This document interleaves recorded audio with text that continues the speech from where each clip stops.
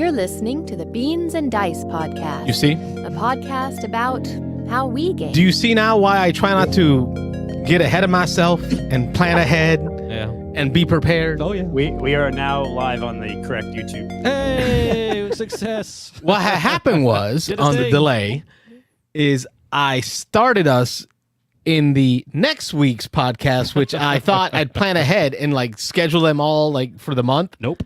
And what ended up happening was I confused myself. Bad, Carlos. And we started the March 14th episode. Yeah, we did. And realized nobody was with us.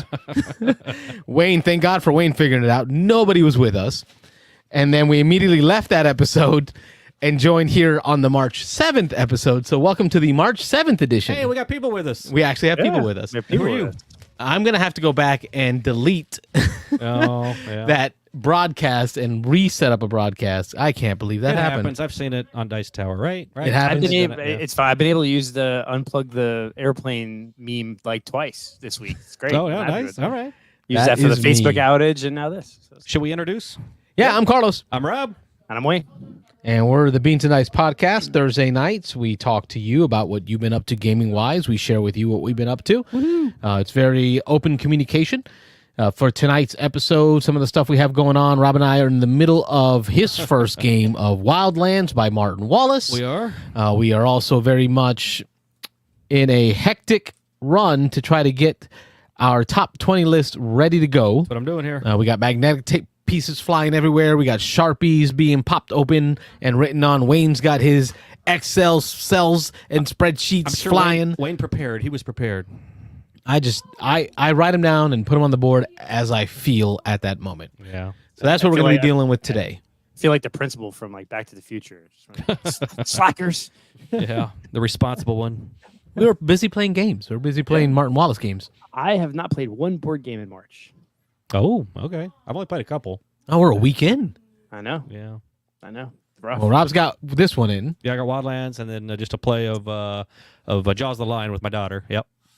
My work has been extra crappy, and yeah. between the government, because part of my job is working with them, and then IT people, idiots, all of them. You know, we have a lot of folks who are watching who are IT people. I know. They're not the idiots. They're not the DBAs at where my employer. So. Okay, Like not our viewers, not those IT people. No. So there's good ones and bad ones. Because I know several of them, and they'd be much more competent than the DBAs at my work. DBAs? Database administrators. Oh, okay, I wasn't sure if the DB was something else. No. No. DBA. Could go a couple Database different ways. administrator. Keeping it friendly till 10 o'clock. Yeah. Anyway. Okay. What's going on? Well, yeah, what is good? So we're, as you can see, we're not ready to go through our list. No. We have some items. We're midstream here. Midstream. I'm cutting some tape. Do we want to go one person at a time? Do we want to do this towards the end? Do we want to talk news? How do y'all want to handle the show today? I mean, doesn't matter to me, right? All right, Wayne, if you're ready to go, you can share your screen and go. Jeez, you're putting the pressure so on we- me. so After we're you guys gonna were making start with fun that. of the way I chose to do my list. Overachiever. Overachiever. No. I don't. I guess if I am going first while you guys scramble to get your lists ready. I'm tape trying- and I'm trying Sharpie something new here, and like obviously if a game is not a good game or a game I don't like, it's not going to make my list, right? So good games or games that are on the list, and I thought of like after last year, I'm kind of stuttering a bit, that like Castle Burgundy is always going to be my number one, right? Or it's my number one game of all time. It hasn't been supplanted yet. Now I'm not saying that there might not be a game that I would knock that off its pedestal, but like Castles, Rococo, the Brass, like if I play them this year, they're gonna go to the top pretty much, right? Because they're my favorite games of all time. So Sure. I'm trying to eliminate that sort of bias of the games you love, and looking more about the experience of that particular play. And so I actually made my list. I looked at the games. I have like 38 unique games played this year so far.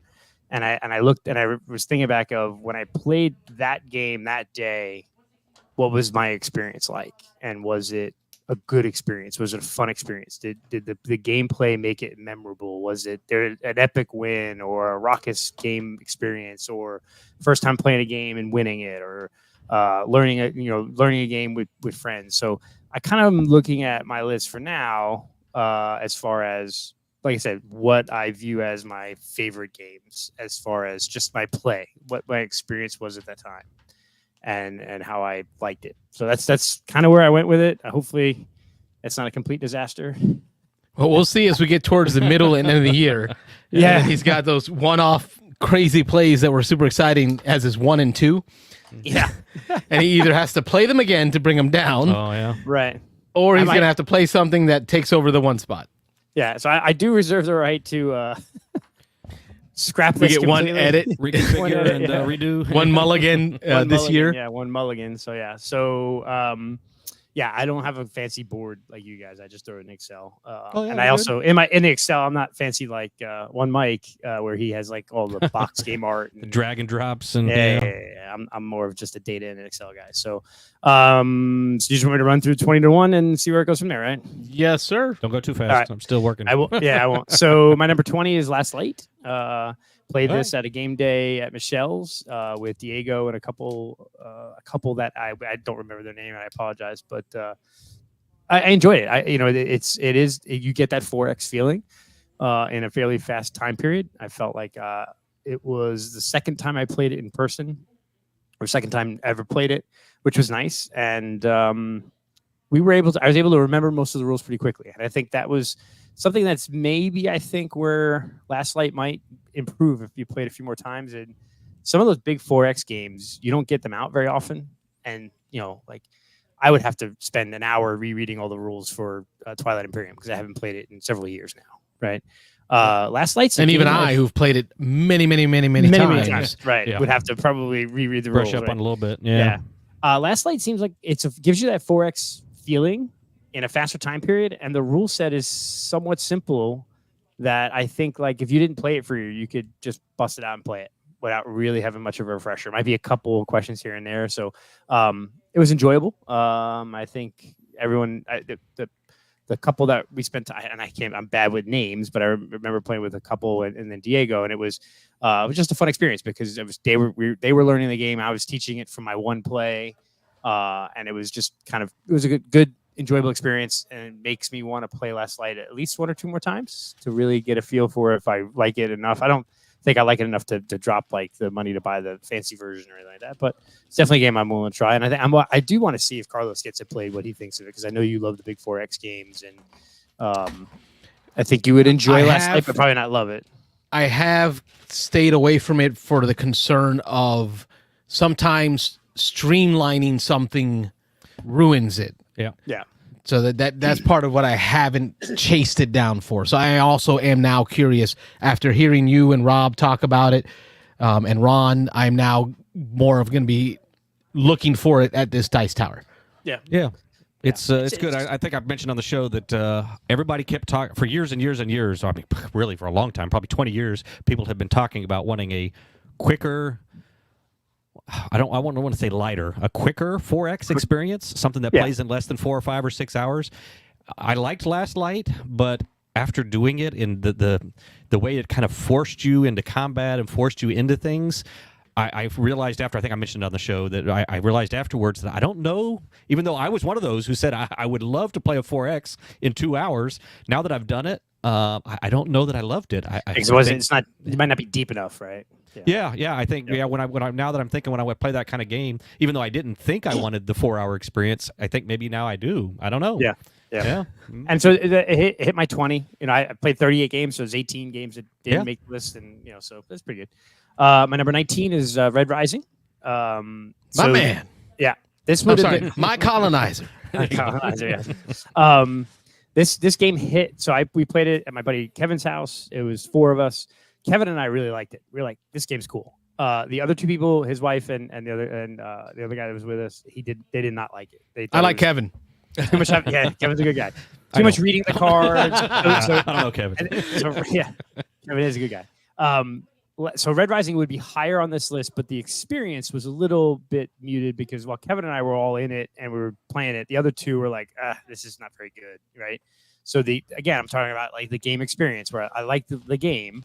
That play of it was very enjoyable because it was my first game of it, and I got enjoyment out of it. But it could have been higher if the whole game group was really bought into it. So it's definitely one that him and I've already said we need to play it again, probably with a different group, to really like sort of figure it out and go from there. And I think we did play it. Actually, I think we played it at 5, not 4. So that was a little long. I think the game would be better at 4, 3 or 4 probably. So Red Rising, I had fun with it. Now I don't think this is based on. What's the game that this is based upon? Fantasy Realms. Fantasy Realms. I've never played Fantasy Realms either, so I want to. Oh, we got to hear. That'd be a fast 10 minutes. Yeah, it'd be a little quick filler. Yeah.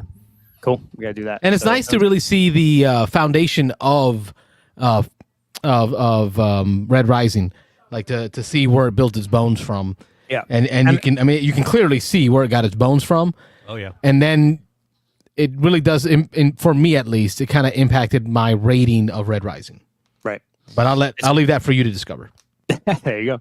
And I think having read the books, because I think I read this game came out when I first started coming on the show with you guys, and you talked about the game and you talked about the books. So I went and read the books, and it was definitely more enjoyable playing the game having read the books because I'm looking at all the characters and cards, and I knew kind of how that card definitely would sync with this card because that makes sense because this is this guy's lover or this guy's friend or whatever. So yeah. This game seems to be polarizing. Again, I guess I'm finding that more and more. The people I see play it, and I guess I'm seeing a lot of people say if you've read the books, they like the game. If you didn't read the books, you don't like the game so much. So I'm sure that's not exclusive, but yeah, it seems to be that way. Yeah. There's probably a disproportionate number of people who've read the books that enjoy the game, because the connection to the source material. Yeah. Sure, yeah. My number 18 is Hollywood Blockbuster. This is This is one of the 3 Knizia auction games that I love, and I do love Ra. It's just I don't think Ra is the best of the 3. It's Medici, Ra, and Hollywood Blockbuster. This is also known as Drum Fabric and Nightmare Productions. This is an auction bidding game where it's a closed economy. You're bidding on contracts to get actors and directors to film your movies. I love this game. It's a great game. My experience with this one was one of the guys I played it with. This was like his favorite Knizia game, and he knew it in and out, and he was like killing me. And so like I was like, usually I play this game and I do pretty good because I know the bidding, I know about what things might be worth. But this is a great game. It'll probably, if I played it again, I'll have a great experience. It might move up. Like I'll teach Rob you guys this game soon, and you'll enjoy it because it's fun. So Hollywood Blockbuster by Renner Knizia. My number 17 is Bonsai. Game came out last year. It's a very light sort of, it's not tableau building, but you're kind of building a bonsai tree, and you're collecting cards to build a bonsai tree. So it's a very light kind of fillerish type game. I would say it's on the maybe Parks weight, maybe even less than that. It's definitely more like Journeys in Footsteps of Darwin type weight. The reason why I made my list is I played it with, again, this is one game I played with my buddy Kevin, second game I played with him. And he does bonsai. His whole backyard, he's got like a whole like koi pond with bonsais and stuff. So like as we're playing the game, he's looking at the bonsai tree I'm building, and he's like, oh, that's this kind of bonsai tree, and mine's looking like this one. And so that sort of that theme being present and somebody that knows the theme seeing it in the board game, that was a cool experience for me. I like that because I do like theme. I like how you can take a board game about a topic and make it work, right? It's literally you are building, and as you try to score the points and by building the tree, you're going to naturally build one of the 8 or 9 or whatever 10 standard type bonsais that there are, which is kind of cool. So anyway, that's why bonsai hit my list and is at number 17. Well, I don't need to try sometime. Yeah, it's fun. It's light. I mean, you're gonna be like, it's light. Too light. Too light. But it's a good filler. It's a game that probably it's my number 16 in the Footsteps of Darwin. I've kind of put these in the same vein. Nice production value, simple, fun game. There is some decision space there, but it's not super deep. So it's a game that, like, if you finish playing a heavy game, you want a little palate cleanser. Or you only have like a half hour left in the game day, you break out one of these and you just crank it out, and it's a nice, easy, fun game. And that's why in the Footsteps of Darwin, I played it a couple of times. I played it with my wife and a couple of friends from California that were visiting, and we played it. And just the production value of this game and how beautiful it is. It was just fun, and my wife loved it. And play with my kid. You've got the booklet, which you can use as an educational material. Anyone who's watched the show know that I always kind of talk about the educational purpose of some games and how if you have games and you're gaming with your kids, you can use it as an opportunity to bring sort of game schooling, enhance their background and their worldliness by reading about Darwin. So in the footsteps of Darwin, my number 16 most enjoyable game experience so far of the year. Number 15, Green Team wins. Pretty self-explanatory. We've talked about it a lot on this show. This game just always hits. It always hits, right? No matter what game group you play with, it's fun. And so I've played this with non-gamers this year, and I've played it with hardcore gamers as kind of like a break in between games. And what I like to it hit my list at 15 because when I played it with a couple of my buddies that are very hardcore gamers that don't normally play these kind of partyish games, they were like looking at me cross-eyed, like, "What is this? This is going to be crap." And after we played it once, they're like, "Oh, let's rack that again. That was kind of fun." So I was like, "All right, that's good." So this is just a party game that just never misses. Really, I don't think I've ever, excuse me, had a game of this go where somebody didn't go, "This isn't that great," right? Or "This isn't that fun." In fact, I think every time I've played this game this year, somebody from the group was looking to buy it right after we were done. So I think that speaks highly of the game. That I've only played it twice. Yeah. I was gonna say I only played it twice, and both times were huge hits. Yep. I know that we've given away copies. Right? We have family that we've given it to. I know my son's girlfriend, their family went out and bought a whole bunch of it as well. So they're planning their spring break in Orlando at the Airbnb this week, and that's part of what's going over there. So it hits so many folks, such a broad range of folks. Yep. And I should just pop in the chat for a minute here. I'll go through. We got Chris in the chat tonight. Favorite games tonight? Yes. And then he said, Rococo Deluxe for the win. Yes. We would have to have played it, though. Yeah. Yes, I have not played it yet, although I do. Like Carlos hasn't played Rococo yet. So that's a game that I definitely want to get in this year. With you. Then we got Pablo 42 says, for me, it's both not having read the book and already having Fantasy Realms and Mobile Remix. So, yeah, I mean, if you have the other games and you've never read the books, there's no reason to have. Like, I would never own, like, if Fantasy Realms is Red Rise, I would own one or the other. I probably would, even though I know Fantasy Realms is a faster game. That might have a weight to it, but yeah. And then good old That's Jim, the thing is I can see owning both, though, Pablo. I'm sorry, because okay, Marvel Remix and Fantasy Realms, I can see picking one or the other. Oh yeah. But Red Rising is such on a different level. It's on a board. And it's like having Dominion and other deck builders, right? Just because Dominion started deck building doesn't mean you shouldn't get something deeper like a Clank or something else that does more with deck building. And that's what Red Rising does. It does more with the mechanism that Fantasy Realms popularized. Yep.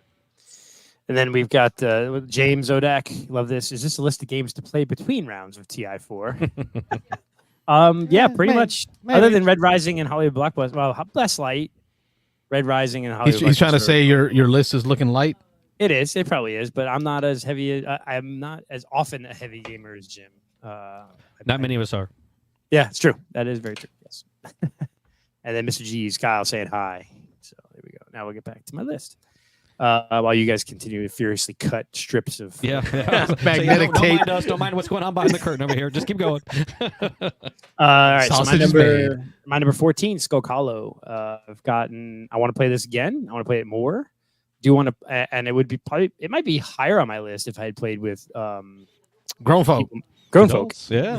But it definitely made my list because I played with my kid, and we've had several games, and I remember we played the first time, and I won, and he was a little dejected, going, "I don't." I said, "Well, let's re-rack and see." Now that you know how to play it, he wanted to immediately switch and play He played the monster, and I played the little guys. I forget the name now.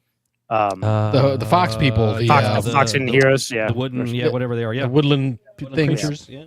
And I said, no, you learned him, and now you know some of the mistakes you made. Let's play it again. And he did and beat me, so it was good. He quickly, it was fun seeing him sort of learn how to play that one monster, the first one, Grak or Gonk or whatever his name is. The big guy Grak. Yeah, Grak. Yeah. Grak. And just seeing how he quickly learned, like, okay, I got to keep them off of me, like, and push them away. If they're on top of me, I got to get them off, because if you knock out my abilities, and so it was good. I enjoyed playing it. I think we're gonna probably play it a few more times this year, and I hopefully maybe play with some adults.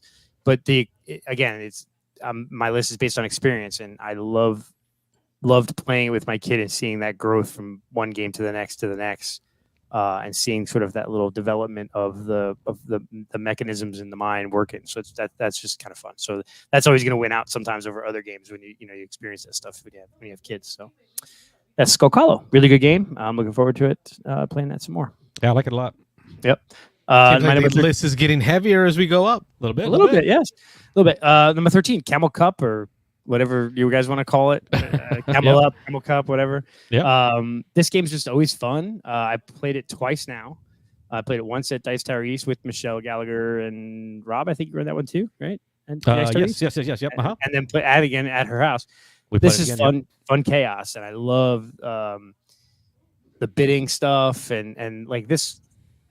As far as fun experiences and ranking it, this was, again, we had like everyone was bidding heavy on green horse, right? I forget the colors, who cares? But everyone's bidding really heavy on the green horse, and then all of a sudden I'm like, well, but if this pops out right, white will actually go first, and it'll go from like last to first. So I bid like a bunch on white winning, and that was how I won the game. Is like after the game, it ended up being the perfect fall where that one horse goes around. Yep. And it's like oh my god, and it pulls everyone along with it, and it's a fun game. And I like the little camera expansion and the that she had, which is kind of cool. Oh yeah. Mm-hmm.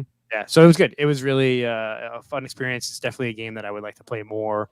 I'd like to actually play the first version and second version to really see the differences between the two, see if it actually makes a difference. But it just in general, I played this game a couple times now. It's just been a lot of fun. I think we'll be hearing about this one again later. Yep, okay, cool. Yeah. My number 12, Clank. Just base old school Clank. Again, I love those kind of stand-up moments or struggling moments. There was the game I played of this, I made a mistake, right? I ended up in a spot in the dungeon where I couldn't even get out of the area because I didn't realize there was a key or a lock I had needed to get into one spot. So I was kind of just stuck. And I was stuck for like 6 rounds, just desperately trying to get what I could get out. And then there's that, once you're finally out, you're running around quickly trying to grab stuff and get out of the dungeon. And a couple of the people who were like crushing it in the lead were very close to being crushed. You know, their Clank they're almost dead, right? So it's like if you go in this bag and I just need to pull 2 blue and that person's dead, right? You pull it out and there's not a blue in there. And you're like, or you pull out the blue and you kill them. So it was fun to play Clank again. I hadn't played it in a long time, and I do need to want to get into the Clank in Space and Clank Catacombs and all the various versions of it. But just base Clank is still fun. Still Penny Arcade. Yeah. And their I think a legacy version. Yeah, Acquisitions Incorporated. Yep. So very cool. Hey, Pen Opinions. That's my wife saying hi. Hey. Hey. All right, let's see. Number 11. My number 11 game is Millie Fury, which Sam saying, I hope Millie Fury is high up on your list. Well, it almost cracked the top 10. This was a fun game. Again, it was one of the ones we played at we went to several game days at Michelle's house in the past month or two. And we got to play this game, and it was, I think we talked about it on the show a week or two ago, Rob, and we talked about how it looked for a while that Michelle was just crushing us. Because she was just scoring tons of points in this one zone, and we were able to mount comebacks. All 3 of the other players, we all mounted comebacks, getting up to there. And then eventually she hit something big and moved ahead and eventually won. But it was a lot closer than we thought it would be. So I like the idea that I really don't like the idea of games where there seems to be a runaway leader, or once someone gets far enough ahead, there's just no catching that person ever. So I do like the fact that, someone could get a really big lead in this game, but it's probably because we left them alone in one zone. And once that zone's scoring opportunities dry up, they then don't have the resources spent in the other zones to match it. So there's a balance there between either really going really heavy in one zone or trying to diversify. So it was a really fun game. I enjoyed it. It was a nice little production value. I think we talked about it last week or the week before as a really fun game. So it was again, just a super enjoyable experience. I know that several people in the Beans and Dice group and the Weston Chapel Gamer group have always loved Millie Fury, so it was nice to get to the table, and it's definitely one that I would never turn down playing again. So Agreed. yep, Millie Fiore. All right, getting into the top 10 now. Number 10, Biblios. I mean, we've talked about Biblios a lot. Where did I play? We played this. I played this at the Tampa Gaming Guild, I think, after their flea market. It was me, you, and James Odak, I believe, right? Or no, it was at my house with James, Sam, you, and Rob, or me and Rob. Yes. Yep. And so it was good. I got to. I don't think Jim or Sam maybe had played it before, or maybe just Jim. And again, I just always have fun with this game. I love the two phases of the game. You have the where you have to pick and pass or pick and choose between the cards, and then the second round you're doing your auction and trying to just get into people's minds as to what they have or don't have.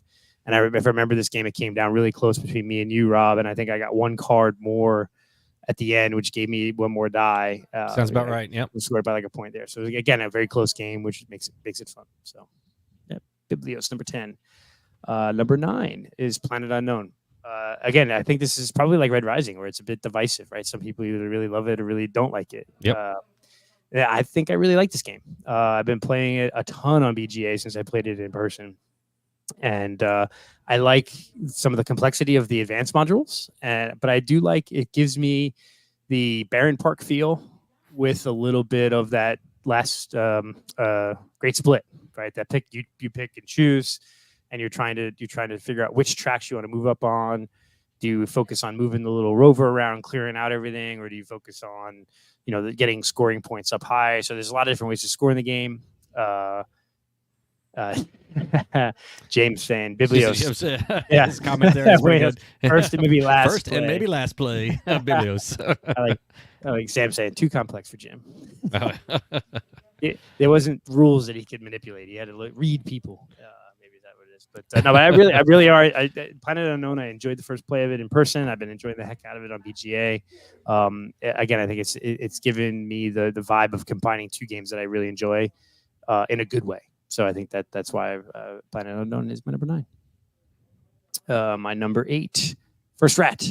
I think I've been a proponent of this game for a while now. I know I've played it with Jim and Sam and Rob and Nick and a few other people in the groups at Dice Tower at a couple of game days, and then played it again at after the Tampa Gaming Guild auction, or not auction, but their flea market earlier this year. Yep. I just love the game. It's simple, but the complexity of how you move your rats and which scoring tracks you move on. There's just a lot that's going on in that game where you can get some combo kind of things where if you get all the rats to move at the same time, you can kind of multiply those scores. It's simple enough that I could play it with non-gamers and kids, but I think there's some complexity there where some more serious type gamers might get enjoyment out of it, and it's always sort of been a hit. And as Nick says, rats in space. Nice. They did it first. Yeah, they did. Yes, they did it first. Yeah, they beat the bees there. Yeah, but and again, I don't think I've ever played First Rat with anyone who didn't say that was a good game, right? Like it was a game that came out and it didn't get tremendous sort of hype, but it's one of those games that I don't think I've ever played it with someone that goes, "No, I don't like that game." Afterwards, I think everyone's pretty much enjoyed it, which is always a good sign, I think, of a game that has some longevity. So, number 8, First Rat. Number 7 is Barcelona. This is one where it's like it's on the list for 2 reasons. Because one, I was a little salty the first 20 minutes of the game, just because I just didn't grasp it, and I thought sometimes in games if you don't start out right, you can't come back. It's hard for you to come back, and I think the turn order in Barcelona. When we played, I was the last person. So by the time I got around to me, like those first 2 or 3 really juicy places had been gone. And like my first play, I was like, well, there's really nothing. I guess I'll just go here and get, one thing. And then the second round, it was like kind of the same thing. I was like, well, I guess I'll just get this one thing. But then I didn't see that, like, as it built out, you can kind of get ready to have some big turns to kind of catch you up. And Sam was helpful. She taught the game and pointed a couple of rounds. She said, okay, but instead of doing this go there, if you go one space over, it would do this. And I go, oh, okay, that makes more sense. And so it has some crazy combo-tastic actions and turns that you can take, which is kind of cool. No, Barcelona's up there. I want to play it again. I think it's a game that we're being reminded to open up the lines. I'll do that real quick. Time flew. Yeah. Time flew. Phone lines are open. 813-618-7099. Wayne's talking about Barcelona being his number 7 on the list. Adore Ramen. We are opening up the phone lines. We're doing what we got to do. Interrupt me, so you better do what you need to do. I must talk Barcelona. There we go. Phone lines are open. There you go. So anyway, number 7, Barcelona, a game that I'm looking forward to playing a few more times and really getting into it. But I enjoyed that play because I started out so poorly and was able to sort of salvage. I think I won at the end, which was kind of surprising. But it was good to play it. Sam was a big proponent of the game, so it was fun to play Barcelona. So that. Number 6, Comic Hunters. We've talked about this a lot. It's getting a U.S. printing finally. Yay. But again, this is another. Yeah, it's on the hot table at Dice Tower West. Yes. It is the new version. Yeah, I want to see if Mike or Dan are listening, we sent you the link. You can pop into the show and kind of show us some video through your phone of what's going on out there at Dice Tower West. That'd be cool. This game was even higher on my list last year. It's a game I love. I'm a proponent of it. But Comic Hunters, love it. I love the artwork on it. And this is another game like First Rat that, although this game has a lot more hype than First Rat did, it's a game that I've played it, 10 or 15 times easy in the last year. And I've never taught it to somebody that didn't go, this is a fun game, or this is pretty cool.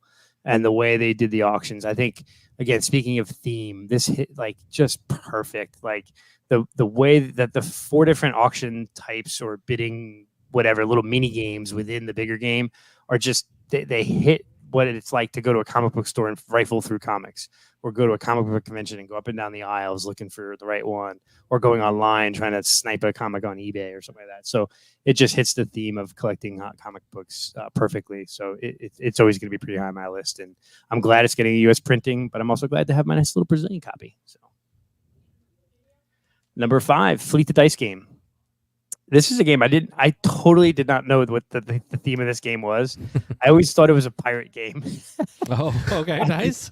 In my head, I'd never really looked at it. You never saw the cover? No, like the cover clears that up instantly.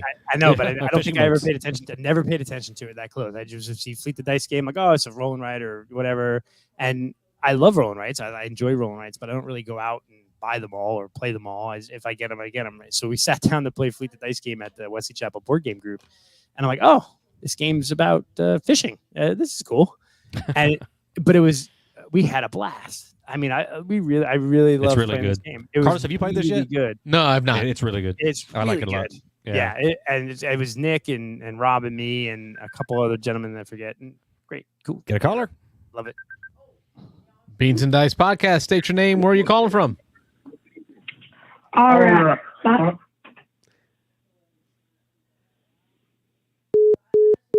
Oh, that was short. They tried. Yeah. I think there were 2 people trying to say hi, or maybe it was something. Try again. Tell. Yeah, try again. Try again. Get back with us. We had a connection error there. Try again. Wayne, we're talking Fleet the Dice game. All I think about is the fishing show from the Barren Sea up there. Oh, what is that one? I know our buddy Kyle from Chicago worked on their cameras at one point. I know he was a part of that show with the crab fishing up there. And there's that theme song, the Wanted Dead or Alive. Who's that? Yeah. That's all I hear. I hear that song every time I see the cover of that Fleet the Dice game. Blank. I know. I can see with that fishing trawler on there. Mm-hmm. I can't believe I can't remember the name of the game. Anyway, or the name of the show. It'll come to us or Kyle. Yeah, somebody will pop in just a second. Between take care of the kids and yeah. Deadliest Catch. There we go. Deadliest Catch. There we go. Was it in the chat? Yeah, it was in the chat. Somebody got it. Yeah. If Kyle knows, Bon Jovi. Oh, that got Odak happy. Wanted. I think not even it's not comparable because it's a much more complex game. But a game like Hadrian's Wall, right? There's a lot of combo-y things going on there that it takes a while to figure out. What I think I loved about Fleet the Dice game is there's a lot of combo stuff here, but it's pretty easy to grasp. As far as the game's not necessarily like super easy, although it's not like super complex, but it's very simple in figuring out, okay, if I do these fish, then I get this and that, and I can do this building. And there you can excuse me, kind of narrow in on strategy pretty easily in this, it was fun. I don't think. Ooh. All of a sudden, I have a tickle in my throat. I've never grokked a roll and write as quickly as Fleet the Dice game, and just enjoyed the building the connections. So. Yeah, it's fairly simple. Some of those games, I see what you're saying. Some of those, especially I think it's 2 pages that you have to write on there. So it's a pretty big area. There's a fair number of things to do. And some of those, you mentioned Hadrian's Wall. Hadrian's Wall has bigger pieces of paper with more stuff on it. Yeah. But this one, I found it to be pretty intuitive. Even though there seems to be a lot of things to do, it didn't overwhelm me like Hadrian's Wall or some others do, even though I like Hadrian's Wall a lot. Could it be because of the connection to the theme? So, using the fishing as the theme just I don't know. makes the rules easier to understand. Maybe. But I think, Rob, you said we've all right. gone fishing, I believe, but I've grew up on the water, never three-sistered a farm, right? I've never rebuilt the wall between the Romans and the Britannians, the Britannian hordes. Yeah, I don't know how much of that. But what were you saying, Wayne? Yeah, no, I think you said it really well just now, Rob. Is it just sort of very intuitive? Like it was, so it was good. It was a lot of fun. To the point where I think I would want to pick up a copy of it. Cool. So, Fleet the Dice game number 5. Actually, before you, I'll just interrupt you for just a second. So we got our viewership has gone up quite a bit since we started. So I just want to remind people, especially for anybody who's watching for the first time. So these lists, we're picking up a list that we did last year. It was Carlos's brainchild. Started from, what was the name of that show? The car show? Top Gear. Top Gear, where they've got this huge board, and they do they race different cars, and they do the time test, the speed testing that they do, and they rank all the different cars on all their different runs and stuff. So Carlos was like, we should do that for board games, but the little twist on it to make it different from what everybody else does out there. And it's not our all-time top list. These are games that we have played this year. So since January 1st of 2024 to today. Actually, was it today? I'm okay with today. Okay, I introduced you to Wildlands. You want to throw Wildlands at the top? I approve. I did not put Wildlands on my list. I haven't finished a game of it yet, so I haven't finished a game yet. Through February, yeah. But anyway, so the idea is it's games that you've played, and I think for mine it'll all be through February as well. So it's games that you've played this year through February, and you have to we rank them a little bit differently. Wayne explained at the beginning he's doing his more by the enjoyment of the game. I took a little different approach. I'll talk about mine when I hit mine in a minute. But these are games we had to have played this year, so it's not our all-time list. And for us to re-rank a game, if we have a game on our list, and this will apply more later in the year, but if we think back on it and we think maybe we want to move it up or down our list, the only way we can do that is by either ranking a game higher, which will move everything under it down, of course, or replaying the game. If you replay that same game, you're then allowed by our rules to go back and re-rank it, move it up or down on your list anywhere that you want, drop it off your list, however you want to do it. So I didn't mean to cut you off, Wayne, but I know our viewership spiked up, so I wanted to make sure everybody was on board. That was a good call. A really good call. Okay, and partly the reason why we're going through my list entirely first is because these two slackers were still working on theirs. Yep. But yeah, so mine this year, I talked about it earlier. So those that are new is I'm judging it based on, these are all games I love or enjoyed, really loved playing, but like there was the game experience of playing it this year at that time made it sing, right? And it was just in my mind, it's memorable. I can walk you through turns and talk about it. So we'll see if this works. It could backfire on me greatly because these guys are already like, how did you put that game at number 1? Well, we'll see. We'll see. You got plenty of time to change it if you want to. Yes, it's up to you. It's going to take a lot of work. It's your list. You're going to have to play it again. Yeah. Well, I know for a fact we're playing that game at Dice Tower East, so it could watch something happen and it doesn't show up, and it's going to sit there Spoilers. the rest of the year. Yeah. All right, so my number 4 is Creature Comforts. Got this game. Wow. I enjoyed it. I don't mean anything by that. I'm just no, he does. It's too light for him. He does mean something. No, Yeah. I just maybe too light. I don't know. Go Gatekeeper. Ahead. Go ahead. Yeah, maybe. Gatekeeper, yeah. I got this game again. So several games on my list are games that either I played with my kid or I purchased to play with my kid. And so so this game I played with Carlos and Rob. We played it before the show and actually during a live show, which I think that experience of playing a game live on the show enhanced the game experience. It was fun. Now I will have to say I was not aware that you had not yet played the game. Oh, right. Yeah. I was under the impression that you had already played the game, taught the game. Like you were just going to come over, we're just going to play it live on air.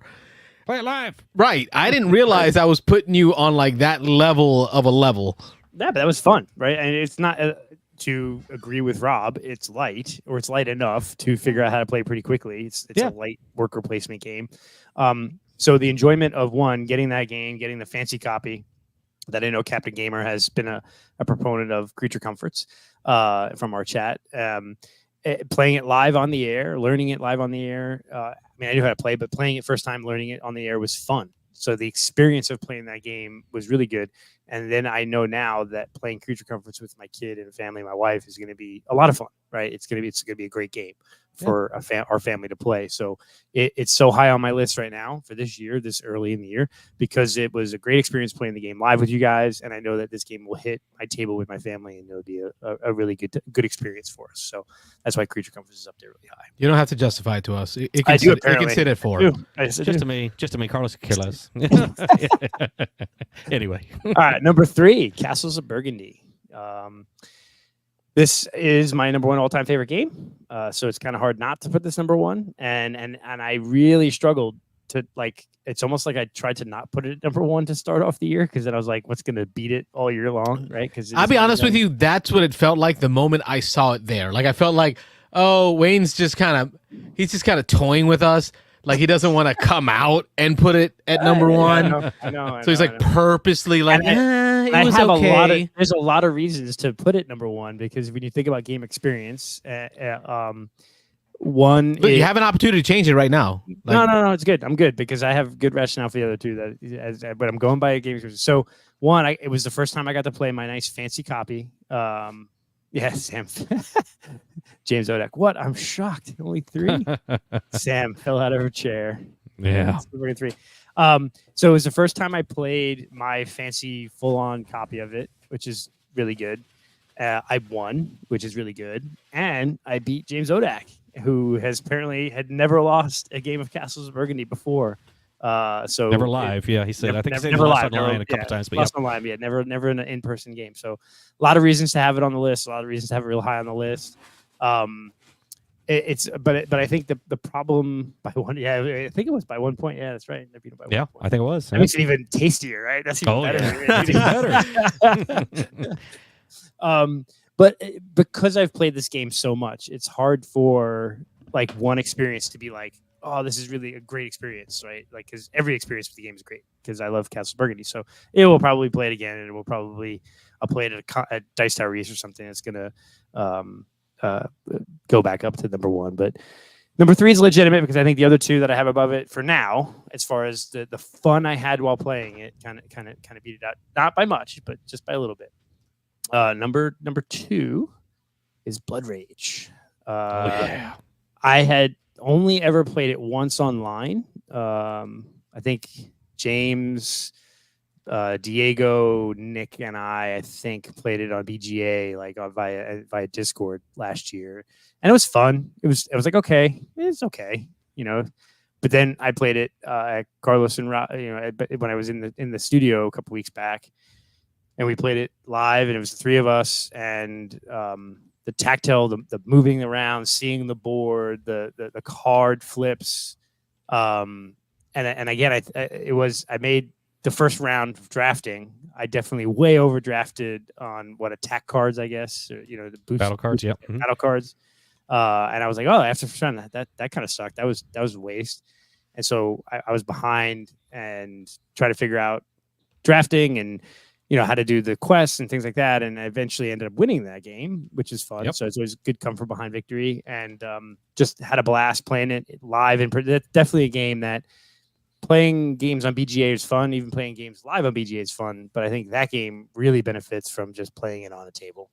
That was one of the first games I ever played on BGA, and I hated it on BGA. I thought I was going to hate BGA in general. It gave me a bad taste of BGA, and people told me, it's like, no, that playing that game async is not the way to do it. And you're right. You really need to be at a table, kind of watching what other people are doing, watching how they're setting up their moves and stuff. Yeah, it's a way different experience. Yeah, and just that, like, I vividly remember there was one battle where all 3 of us were in there, and like I played a card that would have just crushed you guys, but you played a card that canceled my card, and then Carlos played a card that canceled your card that also then canceled mine. And it was like, that was, you're like, you get those moments in that game where you're just like, I saved this card for this one moment, and then you screwed it, Yep. So yeah, Blood Rage is a lot of fun. And that's why it's number 2. I had a blast playing it. Would love to play it again. So it's Glad you liked it. Yeah, it's one of my all-time I mean, favorites. stopping right here and looking at these titles, like right here, like this, number 1 has got to be amazing. It's gotta be a It's huge like, blockbuster title. Without a doubt, everyone watching today has to be like, they all must know that this is number 1. Carlos knows what number 1 is, just so everybody knows. Yeah. Did I give that away? Really just poking the bear now. Yeah, exactly. Yeah. No, I'm And- sure that no one's going to agree with me. I'm sure that the people in our Discord are just going to flame me like crazy. But again, I'm trying something different with my list this year. And I'm thinking about the game experience. Like, how much fun did I have playing that game at that time? And that's really it. Like, because we play games for enjoyment. I play games to have fun. I play games to laugh and tell stories with friends. And I go back to, like, Carlos, you talking about the whole sort of idea behind this show was after a game day, you'd go to the parking lot and spend an hour talking about the games you just played. Or Taco Bell. Right. Yeah, Well, or Taco Bell. while doing Parking lot at Taco Bell. Yeah. And so that's sort of what I'm going for. Like, the game that I've been thinking about, or like when I talk about my game experiences, and yeah, Nick's like, show me. No. Captain Sonar right now is my number 1.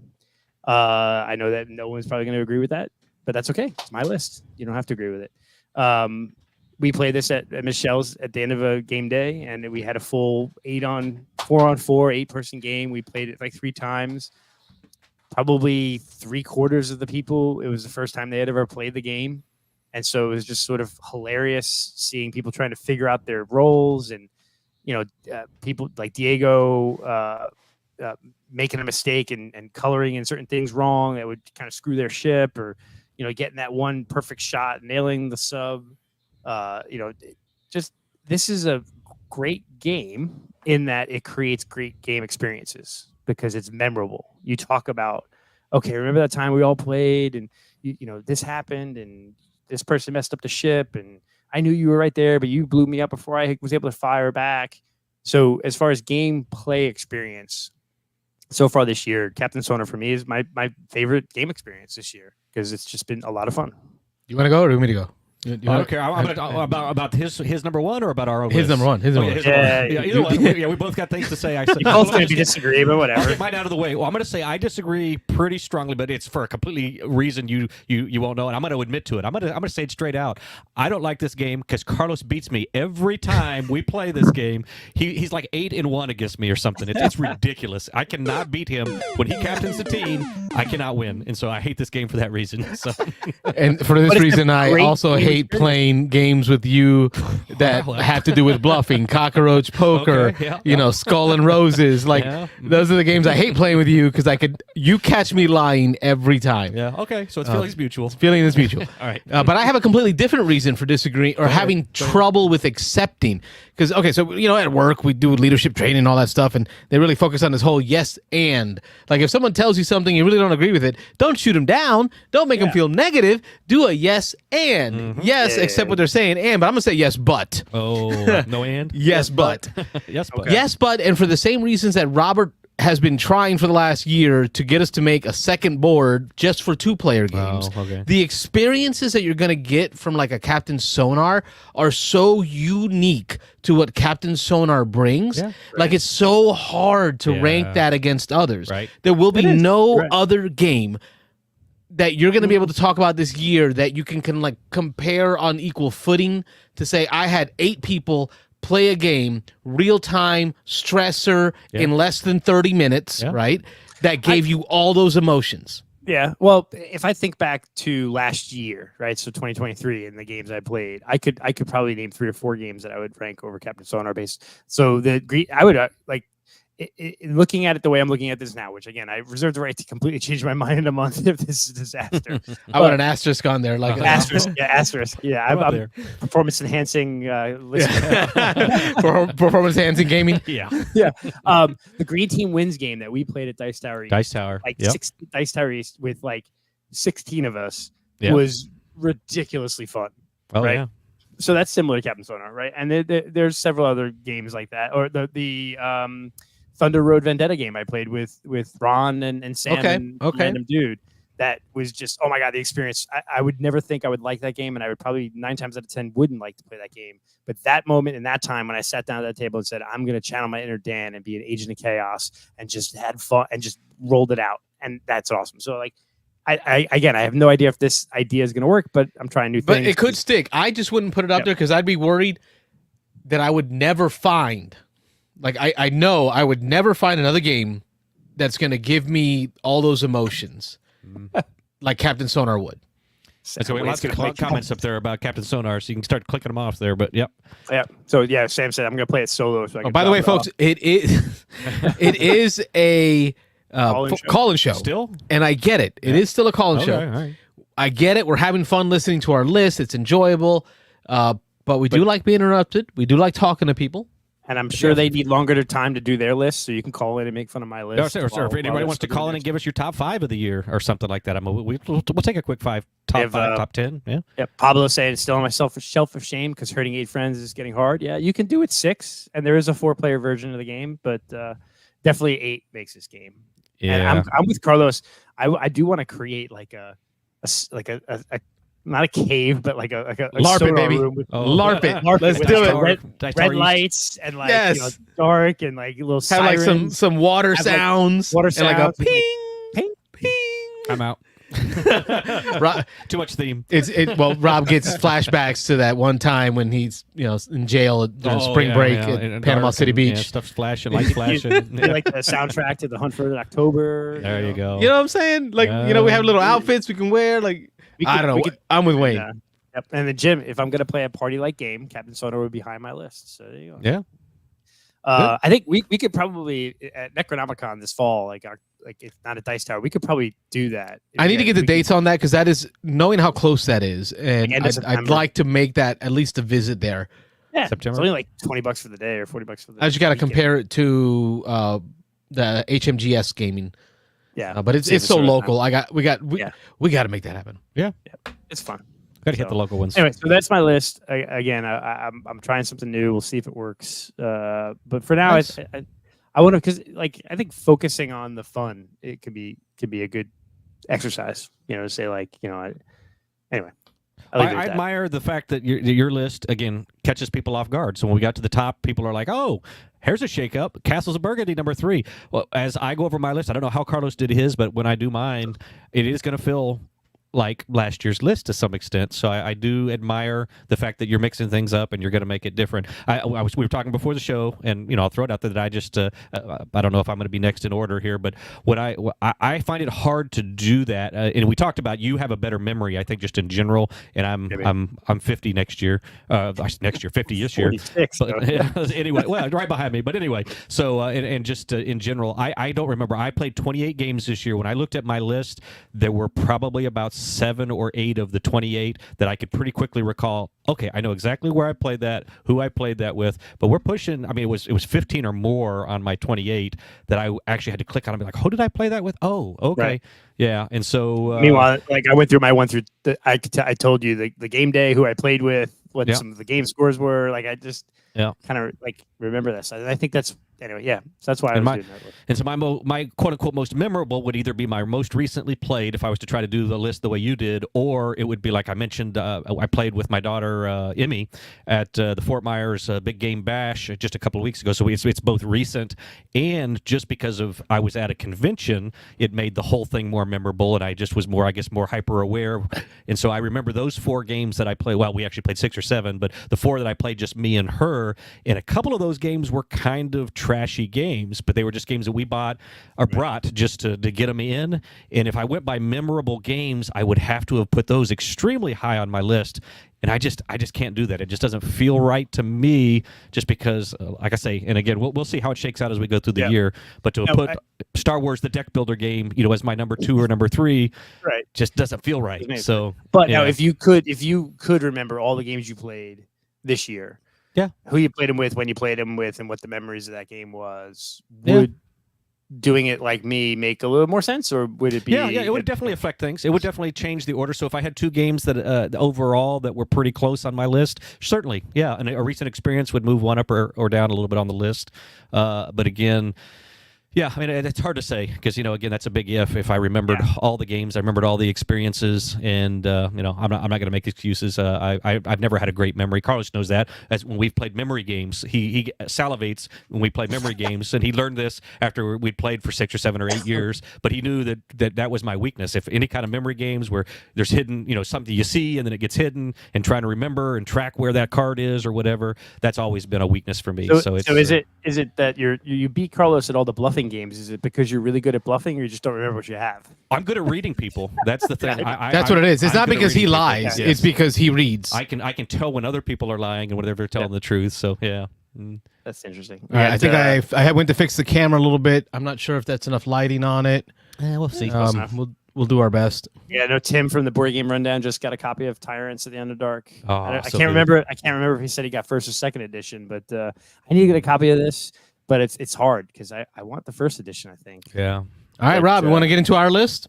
Yeah. It is still call-in show, folks. 813-618-7099. Do you want Did I get that right? Back and forth. 618-7099. You're not giving your home phone number or nothing. That's my worry. Spitting that out there, your work phone number or something. I've done that before. Oh, you have on the show. Yep. Rob, you wanna roll off? What do you want to do? Forth, or are we gonna do? You know what? Let's cut the deck. Oh, we're gonna. Or should we just go back and? Well, there's only one mic.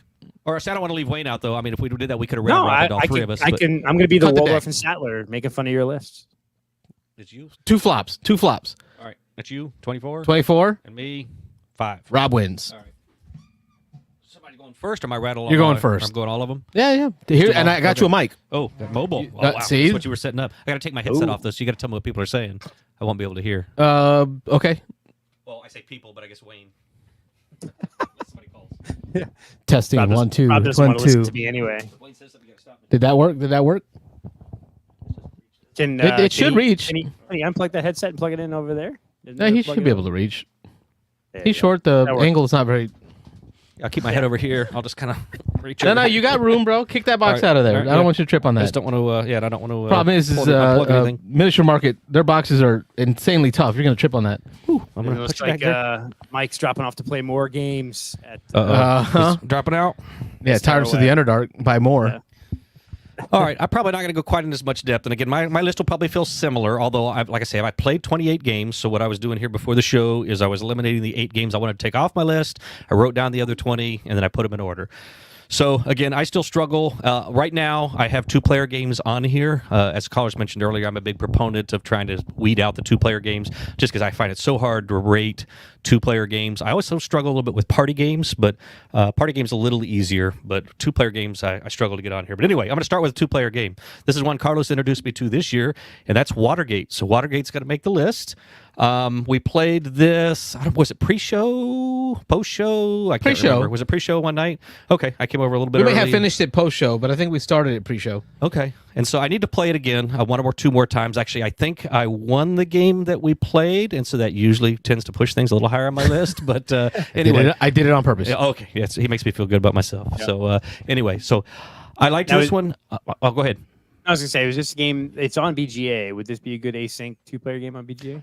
Is it on BGA? Because actually, Carlos and I think, looked for it and we couldn't find It it. is. We Couldn't didn't want to Maybe call an you a out- liar on live TV, so we never brought it back Yeah, up. we looked and we could. No, maybe it's on beta. Maybe it's beta or something, but yeah, we looked and we couldn't find it after you mentioned it. So, because we were talked about trying to get a game of it going, but then we talked about that Sky Team. We got Sky Team going on there, but Yeah, I need to play it again. I felt like I was really stumbling through the first play of it. There's enough going on it that it's a little complex. It's 2-player only, right, Carlos? There's Two-player no only. team variant or anything. Okay, so it's all 2-player, and I liked it.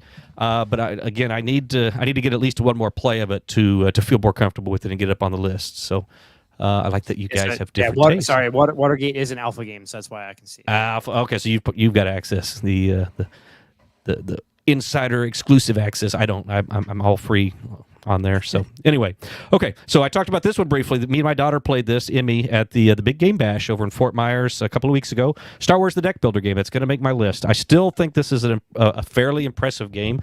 I like this better than as a deck builder, better than Star Realms, which is a game that Carlos and I had played a lot when we worked together. Oh, hey, got a call coming in. Hey, no caller ID. This could be fun. Okay, let's go. Just wing it. Beans and Dice podcast. State your name. Where are you calling from? All right, my name's Billy Bob from Texas. Y'all ever played Uno? We're having trouble. It sounds like It's like some kind of echo or some kind of Voice modulator. voice modulator thing going on there. We can't quite tell what you're saying. all right. Yeah, there we we go. tried. Yeah. Back to Rob. All right. Yeah. Yep. All right. So back to the list. So Star Wars Deck Builder. I still am impressed by this. I am a fan of I say I'm a fan of what's the original deck builder? Dominion. There we go. Dominion. I am a fan of Dominion. I know people are divided on Dominion. Some people think it's an old, archaic, kind of not a great game. I have been playing the crap out of their app have you really? this last week. Wow. I know we Like, talked I don't know. about that. I don't know why. I just got an itch to download their app for the first time. Oh yeah. And it's free for the base box. Oh. It's good. I need to get that. It's then. still good. So that's the whole Dominion, that's all the base and all the decks and expansions. You can buy them as DLCs, Oh, but the nice. base game is in there for free. Like $10 a pop for each of the expansions if you want to Wow. buy it all. OMG, Dominion is still solid. Worth it. Yeah. See, I'm a fan of Dominion. I like Star Realms. Star Realms was good. It was a fun game for us to play at work. But I think Star Wars: The Deck Builder is an even better Star Realms. I like there's a little more complexity. There's a few more things going on, and I cannot believe they haven't come out with any expansions yet. I was sure that box has room for expansions. The lore, the canon has room for expansions. So I'm sure the dev team at FFG are focused on the Star Wars release of their Probably. new TCG. Their collectible game that they just came out with. TCG, whatever it is. Yeah, whatever they. Whatever that is. Those I'm sure their things, yeah. designers are all focused on that. Yeah, Yeah, maybe. that's why maybe. I worry that there's not going to be expansions for that game ever. I wonder. Yeah, Ever. I'd hate to see that. But here's another one we played. Me and my daughter played. We met a couple down in Fort Myers, and they taught. This is a game I had on my shelf of shame for. God, it's got to be at least 5, 6, 7 years. I still have my copy in shrink, but he happened to have a copy in his bag, and he pulled it out. He's like, "Hey, have y'all ever played this Porta Nigra?" And I was like, "Oh no," but I've had it on my shelf and wanted to play it for a long time. He's like, "Hey, let's play it," and I liked it quite a bit. It's another game I need to play more. I only played it the one time a couple of weeks ago. But I did really enjoy it, and it feels a little dated. It is a little bit of an older game, and so it does feel kind of more like almost like quote unquote classic. I don't think it's quite old enough to call it a classic yet, but it had enough going on it that was fun. But it's another one. Actually, I just looked at it last night. I pulled my coffee up, and my daughter was like, "Oh, are you going to play that?" And I was like, maybe. Well, let's play it soon. So she was a little excited about it. So again, talking about experiences, Wayne, this is one of those that, again, this is kind of near the bottom of the list, but this one, maybe the experience of playing it with my daughter, having fun, learning the game was something that maybe bumped it up there and got it on my top 20. So again, 18, Porta Nigra. Millie Fiore, so that's going to make the list. Wayne talked about Millie Fiore before, and you're going to find as we go, probably up as we go higher on my list, we're going to have a fair amount of crossover Because we tend to play games together. Yeah, I was going to say, Wayne and I particularly have played a lot of games, Michelle's and stuff. We talked about the game days there, so we played quite a few games, at least half of this year so far together. But Millie Fiore, one I enjoyed quite a bit. Another one that I want to play again, but real simple rules. You've got just a few different areas of the board. Each do something slightly different. And so it's all about kind of some card drafting, which is one of my favorite game mechanisms of all time, drafting cards. And so this has card drafting and then doing different things in different areas to trigger different combos and different points. And so, again, just a lot of mechanisms that I like quite a bit. So Millie Fiore at 17. 16, we're going to get into a heavier game here, Architects of the West Kingdom, another one that I played at the Big Game Bash. My daughter played for the first time. It was I think my third or fourth playthrough of Architects. It's not my favorite of the West Kingdom series, so as I replay some of the West Kingdom series, we'll probably see those rank higher on my list, and they'll knock some things off the bottom of the list. But Architects is a very solid game. If you haven't played Architects before, it's a worker placement, and the big thing this one does different is you start with, it's got to be around 20 workers, and you have all of them in your pool at the beginning, and you're playing them out, and as you play them to different areas, as you amass more workers in different areas of the board, you get better and better rewards. But there's an action where people can go and they can round up workers from a certain area. So if you've got 4 or 5, and you're starting to really reap a lot of benefits, 4 or 5 pieces of wood or whatever, somebody can come and arrest them all, round them up, and arrest them and take them to jail. And they get a coin for everyone that they put in jail. Thematically, I guess the idea is that there's too many people amassed. There must be something going on. They're up to no good. So they round them up, take them to jail, and then you have to take an action later to go break them out of jail or to get them out of jail, whatever it is. But really kind of a twist on the worker placement, but really a cool concept there. So I like Architects quite a bit. Again, not my favorite of the West Kingdom, so as I play some of the others, there'll be some reorganization here. One that Wayne and I played together, Splinter Duel. We've played this live for the first time. It was both of our first play. This is at 15, 2-player only game. We played against each other at one of Michelle's game days. I had just gotten there, and Wayne wasn't in a game at that point, so he had set it up, and when I arrived, he was ready to give me a quick teach on it. We stumbled through it a little bit our first play, but since then we played this on BGA, gosh, I don't know, 4, 5, 6 more times, and I'm enjoying it more and more each time we play it. Again, this game is not for the faint of heart. This one, as we've talked about on the show before, this one is definitely very backstabby. It's very, back and forth. You're stealing stuff from each other. You're blocking each other from doing things. But I'm enjoying Splinter Duel quite a bit, so that makes my number 50. Go ahead. Yeah, I was going to say that this one almost made my list. It's probably like 21 in that range. And I think it didn't quite make the list because you made a comment last week about there kind of maybe being a runaway leader problem. Where And all of our games so far has been like you crush, I crush, you crush, I crush, you crush. And so I think I think this latest game is a little closer. So I want to play it a few more times before I make that decision. But it is a very fun game, and you do want to get that first lead. But yeah, it's close to my list. Yeah. Yep, I'm liking it quite a bit. My wife, that's one of the few board games she will play is Splendor, and so I don't think she'll like Duel because Duel is too stabby. She's not going to like that at all. Yeah. But I'm liking Splinter Duel, I think, better than Splendor. Wesley Chapelman found dead. Exactly. Yeah. Don't go there. Don't go there. It'll happen. Yeah. Anybody who knows my wife, Jamie. So anyway, number 14, Sky Team. This is a game we're just having tons of fun with. Wayne and I have played this over, and I know you're playing with Michelle some games, and then you and I are playing on BGA. I'm probably 25 plays in now, easy. Yeah, and I played it a couple times here live. And these aren't async; these are just straight up real time games that you're playing, right? We're playing async. We're playing async. Oh, async. Yeah, okay. yeah. So we'll stretch. It's such a fast game, though. 3 or 4 days. Yeah, I just don't usually have time to just sit down and play. Maybe in the evening sometime, but we've got just games going all the time. So as soon as we failed the one twice, which is new for us. We had failed one twice before. Yeah, it's a tough one. So we'll reset it for the 3rd time, and we're just getting in turns when we can. Yeah, it's good. The only reason why this did not make my list is I haven't played it phically yet. I've only played it on BGA. Okay. And so one of the rules that I always had was I play so many games on BGA. It wouldn't be fair to use that. So I only count physical plays, which you've played it physically, so it counts for you. Yeah, I played it twice with Carlos. That's the only reason it was able to make my list. But we played a lot more on BGA. But Carlos and I played twice here at the studio. I think the only rule that I hold myself to for BGA is that I have to play it real time.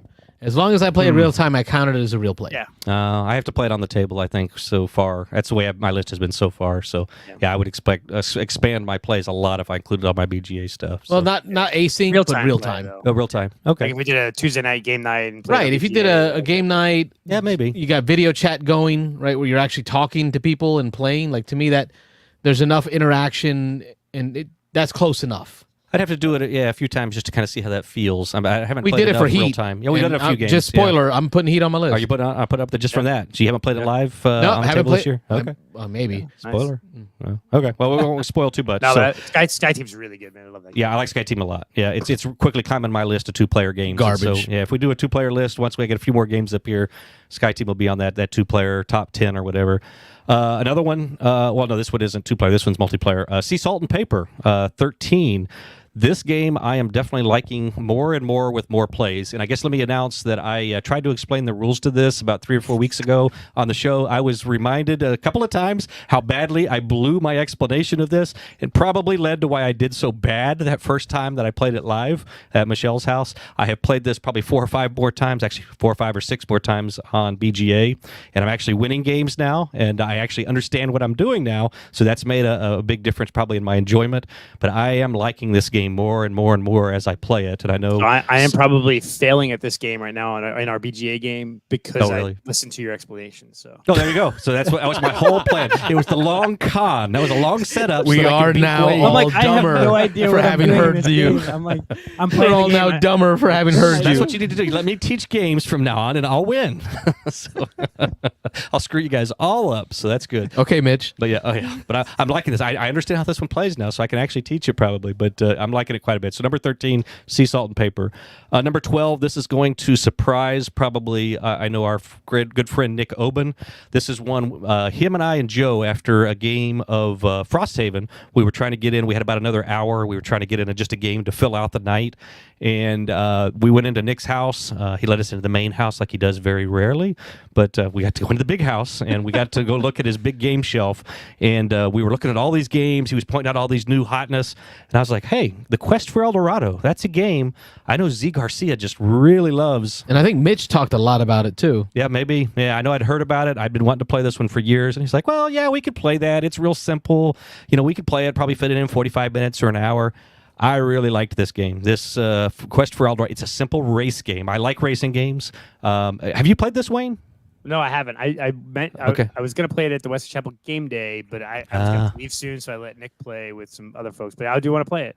Okay, I know you like racing games, so that's why I asked. But this one's surprisingly good. It's very simple rules, and it seems like it would be. Oh, hey, there's Nick in the chat. What do you say? You got to earn your way into the big house. Yeah. He doesn't let us just come in anytime. So, but anyway, we appreciate that, Nick. But this one, I really liked it, and so I'm hoping Nick likes the fact that I've got it up here at number 12, just outside of my top 10 on the list. But a lot of fun. I would recommend that anybody who likes racing games give this one a try. This one's it's not my favorite racing game, but it's up there pretty high on my list of racing games. So. First Rat, number 11. So just missed the top 10 here. A game that I believe, Wayne, you taught me at Dice Tower East, and then we've played it once or twice since then. Just as I think you mentioned it on your list, it's a hit every time we play it. It's simple to teach. There's just a handful of rules. Carlos, you still haven't played this yet? No. You got to play this one. Yeah, it's simple. There's nothing in the mechanisms that is particularly unique. There's nothing. I just keep hearing Candyland. Kind of, it is, but so you should have done that. That's the problem. I say that, and then you or Wayne will say kinda. And when I hear you say that, I'm like, okay, I'm good. It's not a bad thing. It's kind of it's like not a bad thing. Okay, I called you ugly, and you're like kinda. Yeah, kinda. Not a bad thing. I still love it. I think the first time we taught Sam and Jim Odek this game, and I mentioned that it's kind of like Candyland. And at the end of the game, Jim's like, "It's nothing like Candyland. What are you talking about?" And Jim likes his heavy games. We gotta stop saying that. Jim has played this several times, and so if that gives you anything, Jim does not like light games. And I can't say he doesn't like light games. He prefers heavier games, but this is a game that he's played several times, and I know he enjoys. Well, because when we talked about it at the Tampa Gaming Guild, he was like, "Sure, hey, yeah, let's play that." So he was all about it. So yeah, really good game, really solid game. So appreciate Wayne for turning me on to that one and introducing that one. Okay, so the reason Biblios is not on my list is at number 10, and some people may be surprised at how high this is For the King, in parentheses here, and me. This game, don't lead with Candyland. I own First Rat. Even own First Rat. There you go, Jim. Jim's right. There you go. Don't lead with Candyland. It's like Candyland, guys. But for the King and me, this is the remake of Biblios, and Carlos and I reviewed this in depth, a month or two ago, well, maybe even more than that, but when we played it maybe a couple months back. But I think I'm definitely liking this better than Biblios. Not everything about it. There's some production things, the little... It's really just the production thing, the fiddly thing in the production. That's it. The changes they made to the gameplay, I think, were pretty much all for the positive. The fact that when you play with more people, there's a first place and a second place. You're not just all or nothing on the dice. And so I had actually pulled out Biblios because I have played Biblios also this year. We talked about our play here in the studio.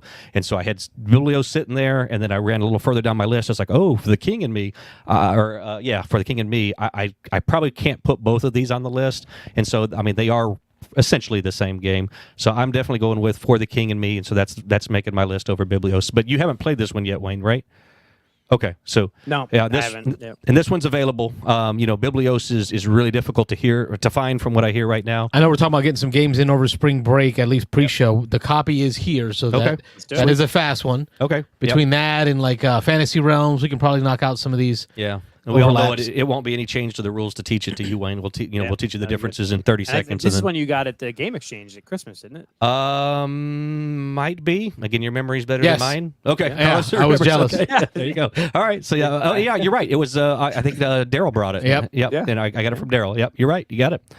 Okay, just to keep things moving along here, Camel Up. This is going to make number 9. This is in my top 10. And so this is, again, where I talk about, I consider Camel Up almost a party game. It's a racing game. This is a game that's definitely fun with more people. Carlos, have you played Camel Up yet? I've only played the follow-up with the off-season one. Oh, no. Yeah, way different game. Yeah, way different. This is a pure racer, gambling, betting. It gives me the feels of what's the car racing game that you're betting on the cars. Downforce. Downforce. So it gives me the feels of Downforce, but this one's got wacky stuff going on. Camels stack up depending on if they land on each other. So if the blue one lands on top of the red one, and then you do the red die, it moves the whole stack of them that are stacked, and then camels jump on and off. And so it's constantly switching up the odds. It's switching up, what's going on.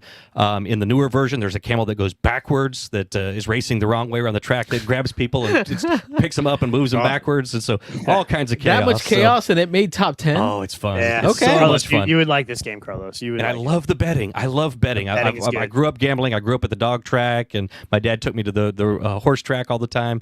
So, I mean, that's part of it. But Remember, folks, if you're having problems with gambling, there are lines to assist. Call 1-800. But anyway, Camel Up is a blast. I don't need to go. A lot of people have probably played Camel Up, but again, it's another This racing episode game. brought to you by DraftKings. If you haven't played Camel Up and you like racing games, go to Camel Up. Camel Up's good. Another one that's going to be really high on the list. You got to play? Lost Cities. Yeah. This game, part of it is just the fact that of how much I love this game, and part of it is the fact, again, I guess getting into side things, the fact that this is just a deck of cards. You can throw away the board that comes with this game. All the board does is give you spots to stack the 5 different colors, I think it is, the 5 different expeditions. Otherwise, once you learn the game, you can throw that board out. You don't throw it away, but you could leave it at home. Let's say leave it at home, and just I pack this up in a plastic baggie and take it with me. I throw it in my bag when I go places, and anybody who I play with who knows Lost Cities, it's just so easy. It's so easy to pull 3 rounds.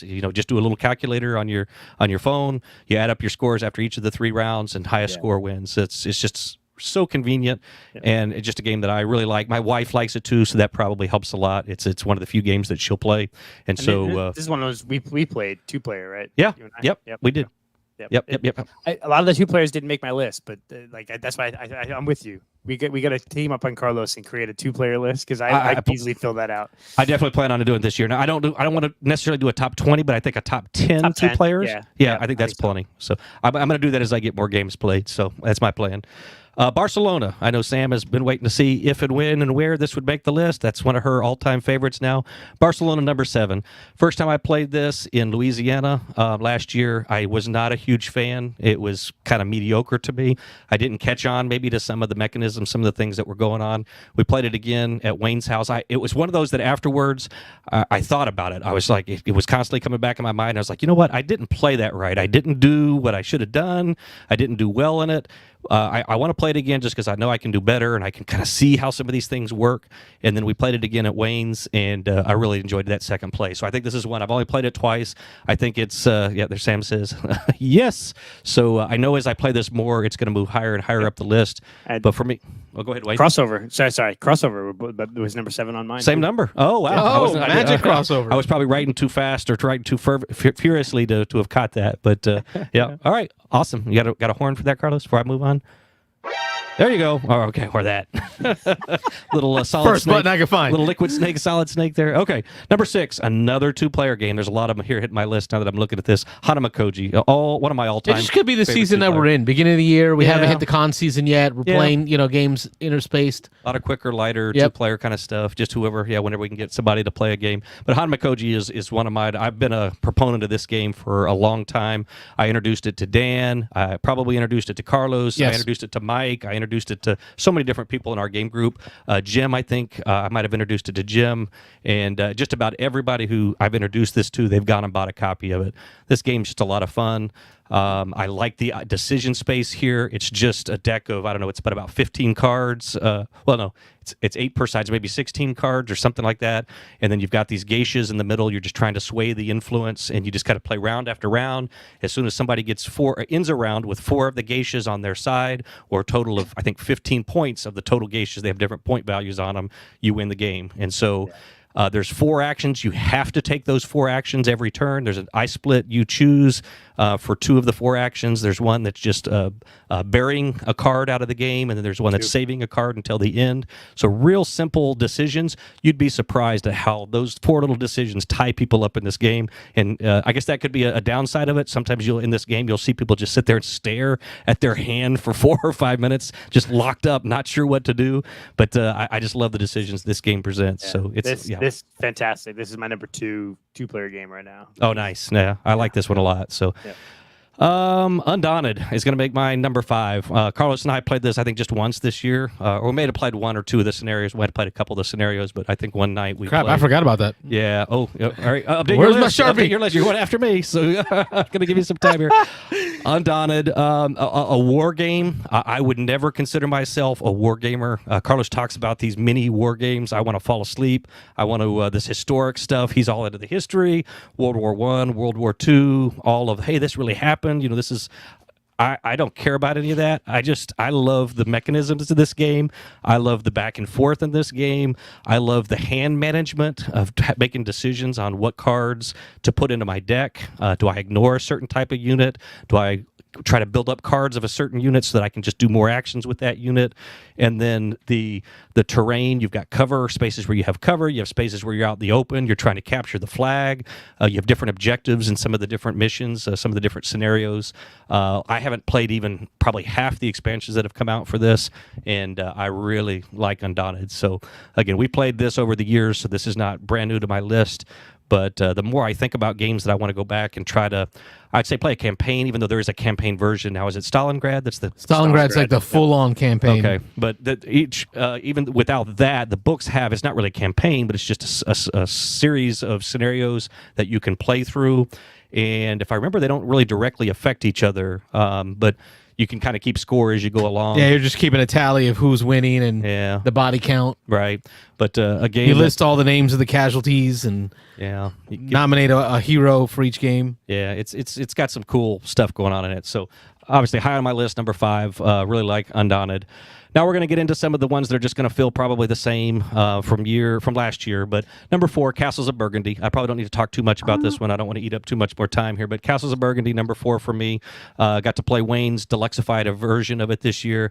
Played tons of this. I did well in the tournament. I think I made the final table at the Beans and Dice tournament we had through the Discord on BGA this last year. And just a big hit. I like this game. I played a ton of it online. And Castles of Burgundy, I mean, enough said. We've talked Castles of Burgundy plenty over the years. So trying to finish this out.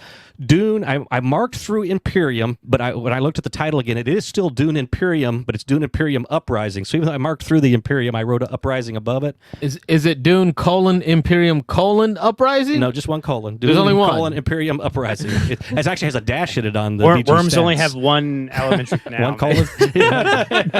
One in, one out. It's just a straight line. So anyway, I am not sure that I like Uprising. I'm gonna refer to them as Uprising and Imperium. But I don't think right now on one play of Uprising that I like Uprising better than Imperium. I have not played just the regular Imperium yet this year, or it would probably be up there. And I probably, because they're so similar, I probably wouldn't have Uprising on there. But Dune is Dune is Dune. I love Dune, and so it's still, even though I think it's, right now for me, the lesser version of the two, I am going to go ahead and put it in my number 3 spot. Finishing this out, Blood Rage. Wayne talked about Blood Rage. I chimed in a little bit there. Blood Rage is number 2 for me right now.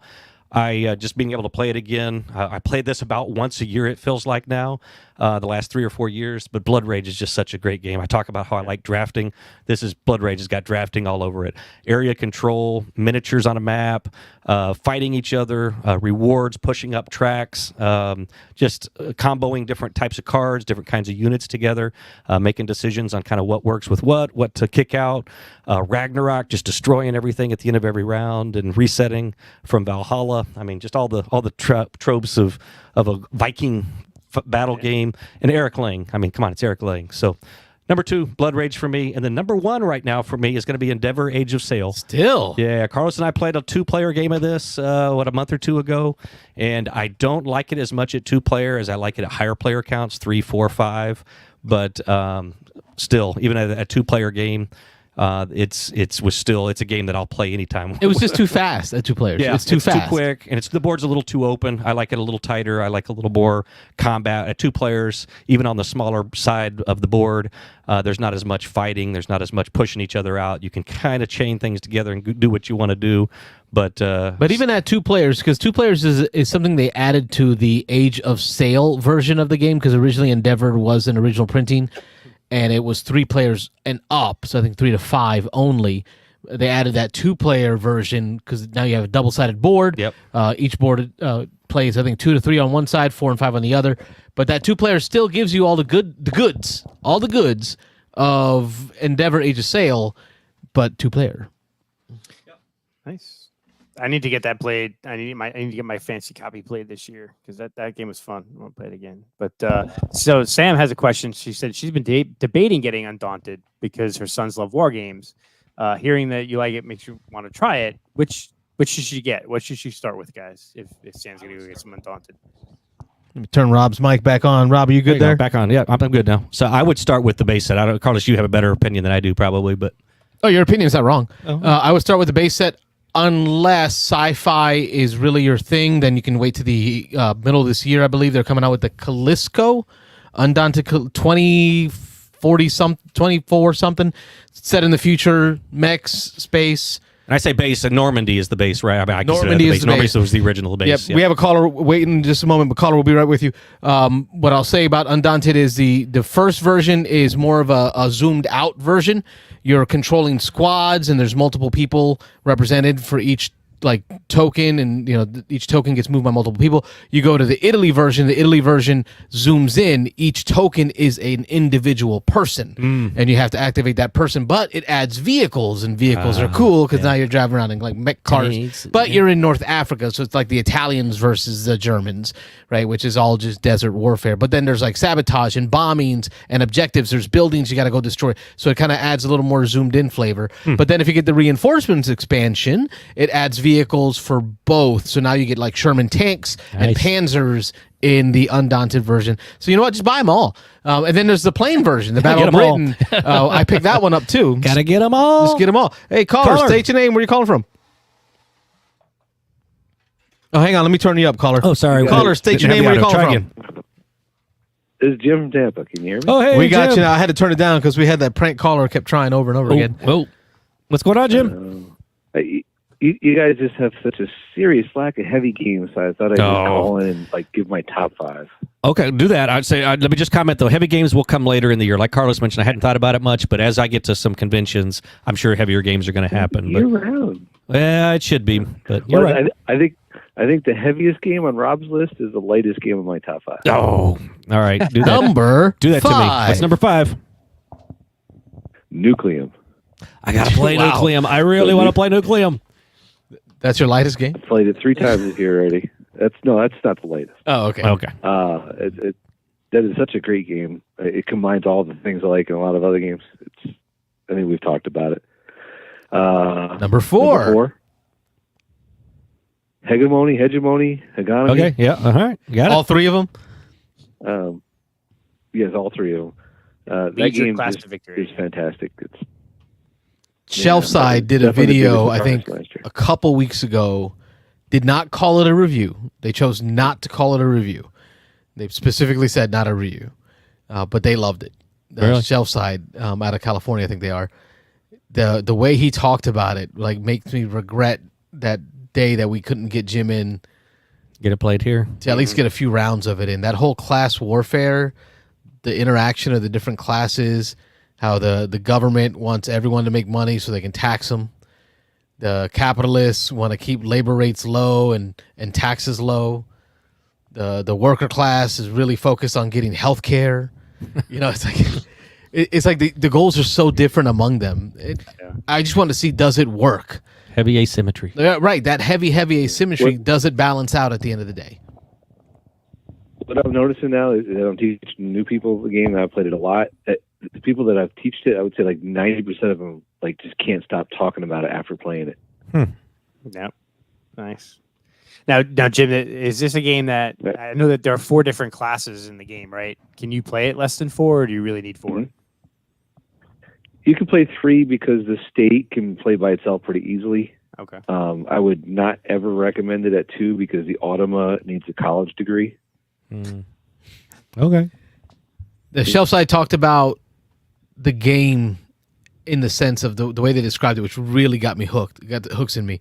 Is it felt like a role playing session. Like by the end of the night, like each player was like role playing their faction.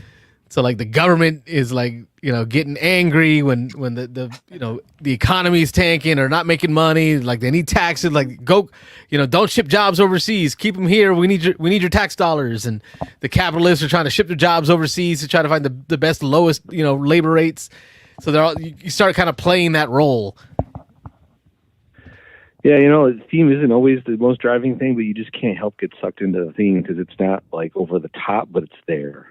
Oh yeah, hold my beer. He could help. We'll play sometime. We got to play. Maybe here. Yeah. We'll set it up sometime. Number 3. Yeah. All right. This is the one that's long been on my list. Ankh, Gods of Egypt. Played it at Escape Winter and played a really good scenario with a good group of people. So it was a really pleasurable play. I always loved that game. You love that game, yeah. You're definitely a big proponent of that game. Number 2. Yeah, I find it's another Eric Lang, but it's a different spectrum than Blood Rage. Yeah, for sure. Yeah. So number 2 is the latest one of my top 5, Dune Imperium Uprising. Okay. Which one? Imperium or Uprising Imperium dash? There's a dash. I've only played just Uprising by itself this year. I haven't added Ix to it, and I haven't played the non-Uprising. So, okay. I don't know if I'm ever going to play the non-Uprising unless it's like the only thing available. I don't know if it's that much better, but I think it's just it is what it is now. You got to play it. Yeah, I don't know. I'm not sold yet. I got to play it again. Again, just adding that spy, I don't know, did something to my brain. Just that one more decision point. You're too stuck. You're too stuck on that spy. I don't think the spies are really that. Probably not. And I made it way more. And that's the problem. I made them way more important than they needed to be. I spent half an hour thinking about what the heck am I going to do with this stupid spy. But I've seen Rob fall for that trap before. There's a mechanism or a thing in a game where he's like, I'm sure I should be using this better or different than I'm doing. And then he sticks himself They added it to the old game, so it's got to make it better. So I need to figure out how this makes this game better. Or you just leave him alone. or that. I think it's supposed to loosen it up a bit so you have an opportunity to go to places nobody else takes. For sure, yep. But me having to forward think a couple of turns ahead. Where do I need to put that spy? Because where am I going to want to be that someone is likely to block me in 2 turns? It's just too much. It's too much thinking ahead. Anyway, are we at number 1? Drum roll. Yeah. Number 1, Scythe. Oh, okay. All expansions. I can't complain with that. Yeah. Played that at Escape Winter as well. I think we played 5 players. Pleasantly surprised that it's still making it up there for you. Yeah. I wish I could get it out and played more, but every time I play it, it's not probably the most difficult or complex game, but it's a combination of things, right? Like theme isn't necessary, but the theme is nice. Artwork isn't necessary, but the artwork, resonates with me. So it's there. I think All with right, the I'll let you guys expansions, go and get it to really the expansions really adds that ability to play it again. You throw in that modular board, right, and it takes away that whole it's known, it's solved, right. It kind of takes that all away by adding the modular board. So this game does have the ability to have life and replayability, even in this new age where games don't last a year. I mean, who's brought up Endless Winter in the last 9 months, right? Nobody. Isn't it Exactly. funny how games are hot and then just vanish? Yeah, too many of Some them. Just some maintain. Yeah. And that's what I'm saying. Scythe has it. Like Scythe has the ability to where if you came over and said, "Let's play some Scythe," I'd be like, "Let's go." Yep. And I think what we'll see is like, Yep. like now games come out, they're super hot for 6 months, 8 months, whatever, and then most of them die off. But there's a few that kind of hang out. Like, so you talked about Hegemony. I think Hegemony is going to be a game that people are talking about several years from now. It's a game that definitely is going to stick around.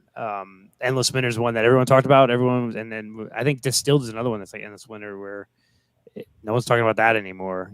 But Well, they got an expansion that's coming out now, so it's going to come back to the zeitgeist for a little bit. Obsession is a game that I think is coming. Is going to be here to stay. So I think there'll be a few games here and there, but it's hard to have longevity now. And to be like top one for an ODAC, we know how many games ODAC plays. Oh yeah. All right, ODAC, much appreciated, sir. Thank you, gentlemen. Have a Thanks, good Jim. night. Thanks for calling, Jim. Have a good night. That's good. I will shut down the phone line. We are 20 minutes 20 left. minutes. Yeah, let's So cram this I list in there. got 2 minutes per. You can go over a little bit. Yeah, we can go a little longer. It's the day All before. right, here we go, spring break, Right. Hit that camera. I got to you be in go. the office early. Oh, all right. In the office. Go In over. the office. Yeah. It's Dropping the really kid off at the high school at like 7:15 or something. All right, here we go. Number 20, Yahtzee. Don't need to explain it. I've really only played like 21 games. Okay, All right. So Yahtzee hits the list. it's actually decent. game. Like Yahtzee's a good it's game. not a bad rolling I ride. just hit elite status in the arena on BGA, so that's my first and only ever elite Of Yeah. Yahtzee? Generally, Of Yahtzee. It's Yeah. not horrible. We have games of Yahtzee going all the time in the Beans and Dice Discord. Yeah. Yeah. It's not my number one like Wayne, but it is Sonar. Now it is not the captain of the Sonars. Hey, It is the Captain Sonar regular. would be number one. Oh yeah. Could Just sonar. Would never make it up that high. There is a difference. This is the turn based. There's a glass ceiling for Captain oh Sonar. yeah, can only go so high. Sonar is the turn-based 4-player version. I played it with the family. My gosh, it's like Battleship, but like better, and it still elicits a lot of the where are you feelings of Captain Sonar, but without the full like time stress that a real-time game gives you. So don't crap on it. Sonar is still good. Summer Camp, Blue Buffalo Games. I think it's Praise Be Phil Walker Harding. There you go, Praise Deck Be. Builder. It's a solid deck builder, folks. Don't sleep on this one. Okay, it's You stick your Summer thumb on Camp. that one? I did. Looks like summer cat. That's Summer crap. That's a really good game, Carlos. Summer Camp. I really wish they would come out with an expansion with more merit badges. They need to, They but it's really got need so to. much in it already. You got so many tuck boxes filled with decks and the different merit badges. There's still a lot there. Creature Comforts at 17 for you folks at home. I'm counting down, so number 17 or counting up. Number 17, Creature Comforts. It was beautifully produced. I see a lot what it's doing there, but in the one play, it didn't enamor itself with me. Like I just didn't fall in love. Number 16, Jaipur. Jaipur, wow. So there's a 2-player game there. Okay, so I have yet to play like Lost Cities, right? Lost Cities would beat out Jaipur any day. Jaipur has a lot going for it. Don't get me wrong. It's a solid 2-player game. But you know what you can't do? Put the deck of cards in a Ziploc bag and set it up anywhere like you can with Lost You Cities. can't reset it in between rounds in about 10 seconds. No, it's just so much fiddliness with Yeah. those tokens and the chips, and for that reason alone, like it almost got lower. I had to push it up to give it respect. Okay. For it is a good game. I played it this year, I think, with you, and it just missed my list. So yeah. I put my number 15 as Biblio / Oh, no, For you the didn't. King and No, Me. you didn't. Now, I have yet to play Biblios proper Okay. this year. We did play For the King and Me. However, Robert and I played it at 2-player. And at 2-player, For the King and Me is the exact same rules as Biblios. Yeah. Same. So to me, it's the same game.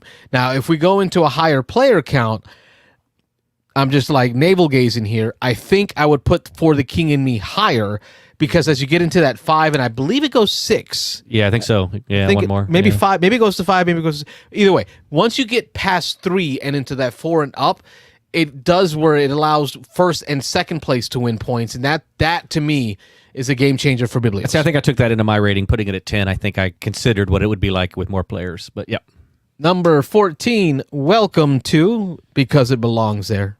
really Solid flip and fill. above Biblios. Well, Yeah, all right, it's a good. Well, For the King and Me at 2 players. okay. Right? 14, 15, they're interchangeable. Yeah, Number 13, it's a hard one to find, but the great Heartland Hauling you Company. played that this year, huh? Yeah, and I've got 2 copies of the game Oh, because I'm afraid of losing one, so I have a second one just in case.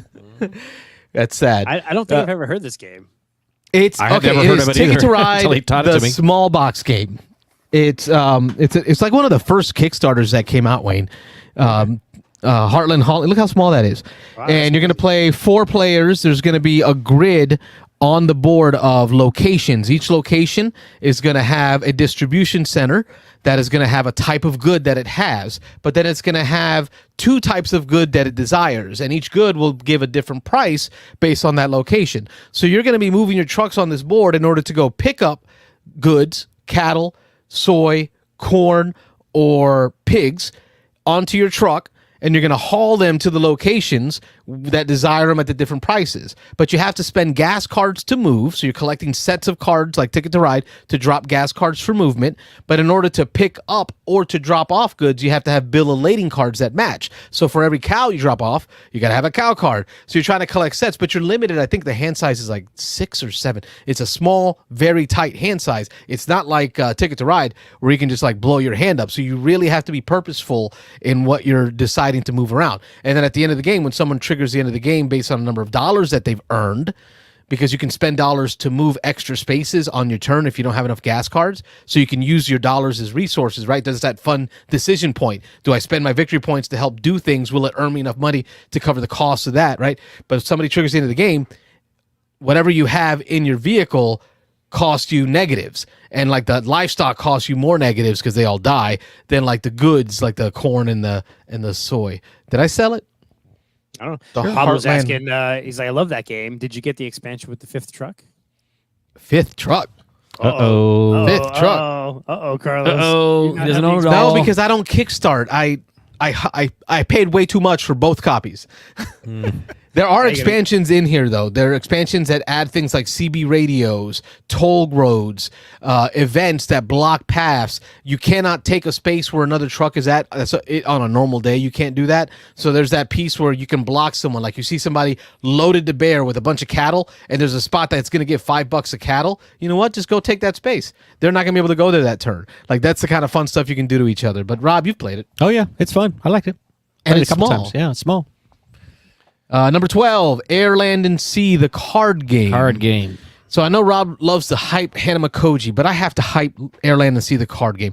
Like Hanamakoji, you're battling over certain theaters, so there's 3 of them in this game, and you're playing on your side to try to get control. The difference with Air, Land, and Sea, what really makes it stand out, is unlike Hanamakoji or Shot and Totten / Battle Line. Battle Line, yep. Right, the ones that Dr. Knizia did, where you're fighting for area. Here, you always have the opportunity to concede. And that's the thing, is you're going to get, at the start of your turn, you look at your card. Quitter. And yes, but the best quitter. You look at your card, and your card's going to tell you, if you concede right now, you're only going to give up 1 point. Right? First one to 12 points wins. Or if you give up next round, you're going to give up 2. If you give up the round after that, 4. Right, and finally 6 if you give up on the last, if you lose the entire battle. So it's not only the decisions of, can I take control of these theaters, is having to decide early, I cannot, this is not going to happen. My first action is to concede, right, to really give up. That really adds that extra. Air, Land, and Sea, number 12. Number 11, Scout. It fits in your pocket, plays 5 people, 5? Here, I got 2 copies. Got it right there, yeah. I got 2 copies Take a right quick here. look, yeah. Because I'm afraid that one's going to go away. 2 copies. Let's see. 2 to 5 players. 5. Okay. 2 to 5 players. Great game. Number 10, Endeavor, Age of Sail. Probably because we played it at 2, Robert. Okay. All right. It would definitely fly higher at more player count. Okay. Number 9, Zombicide, second edition. Played that President's Day using the President's expansion. Abraham Lincoln was out there shooting him up with the shotty. Trump was out there with his golden AK. Obama was whacking him with the golf, or Bill was whacking him with the golf club. Okay. Obama was there shooting him up too. I mean, we had so much Experiences, fun. yeah. So much fun. And I really thought I wasn't going to win that game. Oh, and that's really? the fun part about Zombicide. Like, Hold it out. you look at a situation, you're like, there's no way. There's too many damn zombies. There's no way. Wow. And you pull it out. My O was for Watergate at 8. Wow. Number 8, Watergate. Yes. Okay. That felt tense. I got to play again. And I know I lost to you, which should make it hurt more. But that really felt tense, like trying to block off the paths of your attempt to connect me, the Nixon administration to the Watergate scandal. Like you were trying to connect me, and I'm trying to block off the paths. I felt I was behind that whole game. I felt I was ahead. And Yeah. the fact that it flipped over kind of really Yeah. gave me extra emotions. Watergate, number 8, 2-player game, solid. All right. Number 7, Final Girl. Oh. Only one play ever of Final Wow. Girl. But man, emotions ran high in that game. Like that was another one where even though I lost quickly and bloodily, very badly, Gorily. it really felt like, Jason Voorhees, Friday the 13th. Like it came through hard. Can't disagree. Yep. Number That almost- 6. That almost made my list, man. Final Zero. It almost. Really? Final Yeah, I Girl was like- did not make your list. It did make my list because I want to play it more. Like I played the base game, and I'm like, this is good. But again, I'm going based on like experience, and it's kind of hard to have like a amazing experience as a solo game, right? But maybe because Rob was there with me. Rob was Yeah. kind of the coach teaching the Yeah. game, so we got to experience it together. Like I'm gonna attack. Holy crap! I got stomped. Yeah, I got somebody to tell the story to. Number 6, Wildlands. My man, Martin Wallace. Right here. My man, Martin Wallace of Wildlands. It is on the table. Pablo, you in the internet today. He was talking about how much love he has for Wildlands. I've got all the expansions picked up here. Looking forward to getting them all to the table. Wildlands is best way to put it, it is a squad fighting game where each player controls a squad of players, but it's really more capture the flag than it is fighting. Fighting's a part of it, but it really is much more capture the flag. They've really distilled the fun of a miniature skirmish game, right? I try to look at this and compare it to like an Unmatched. Or about Undaunted. It just hit me the Undaunted. See, but Undaunted's got all that deck building to it. Like it's much deeper. Undaunted's got that depth. Here, the rules, the tactical rules of how to do stuff on the board is so simple. But deciding what to do is that Martin Wallace, like, hey, I'm going to give you a card, and it's going to have a lot of fun options on them. But any one you choose means you're not getting to do all this other cool stuff. So, like, that decision of do I want to use that card to do this, or that is in this game. Wildlands, Rob's getting his first game in today. I will definitely get into a deep dive of this one. All right. The reason Unmatched for me wouldn't fare as well is because of the complexity in each card of Unmatched, right? So every hand that you get, if I try to teach it to someone, you hand them 5 cards from a character in Unmatched. They're going to have to read the cards, all the icons, all the special abilities, and then kind of remember mine too. That's not here. Here, it's different. It's just different. Okay. What Pablo say? It's the one scene in the new D&D movie with all the different parties in the labyrinth. Yes, that's what it is. Yeah. It's like all the different parties running around trying to get the gold, get the treasure, and then fighting each other a little bit in the way. First one to 5 points win. You get a point for every gem that you pick up, or you get a point for killing something. So you got to decide, do I want to pick stuff up or do I want to kill stuff? And then it plays up to 6 with the expansion. You can play just everybody all like free-for-all, or you can play 2v2 or 3v3, which is nice and fun. But then you can also add the expansion for the Adventurers Party, which is an AI party that plays easy. It's 4 characters on the board, and all they do is you activate once a round. One of those characters will move to try to grab the closest gem, or they will attack the closest character. So in playing like a 2-player game, it helps to fill up the board. Then there's the Undead expansion, which if a character dies, it turns into a zombie, and then any player gets to trigger that character during the game. So now you got zombies being played. Wildlands. Nice. Number 5, Heat, Pedal to the Metal, because it belongs. Based on online play. Yep, BGA, Okay. real time BGA. play. All right.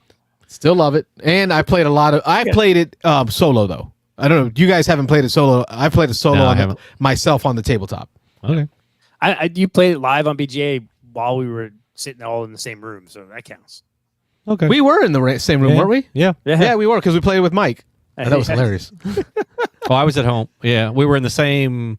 Oh, that's right. No, we were all Yeah, we're all we were on a remote. show together. Show together. You know, Yeah. That's what it was. Yeah. But I have put it on the table on solo with the legends. Okay. I really like the legends. Okay, we'll let it count. Don't you do need that your to your permission. list. Yeah. Number 4, Blood Rage, for all the reasons Rob gave it. I won't reiterate. Love.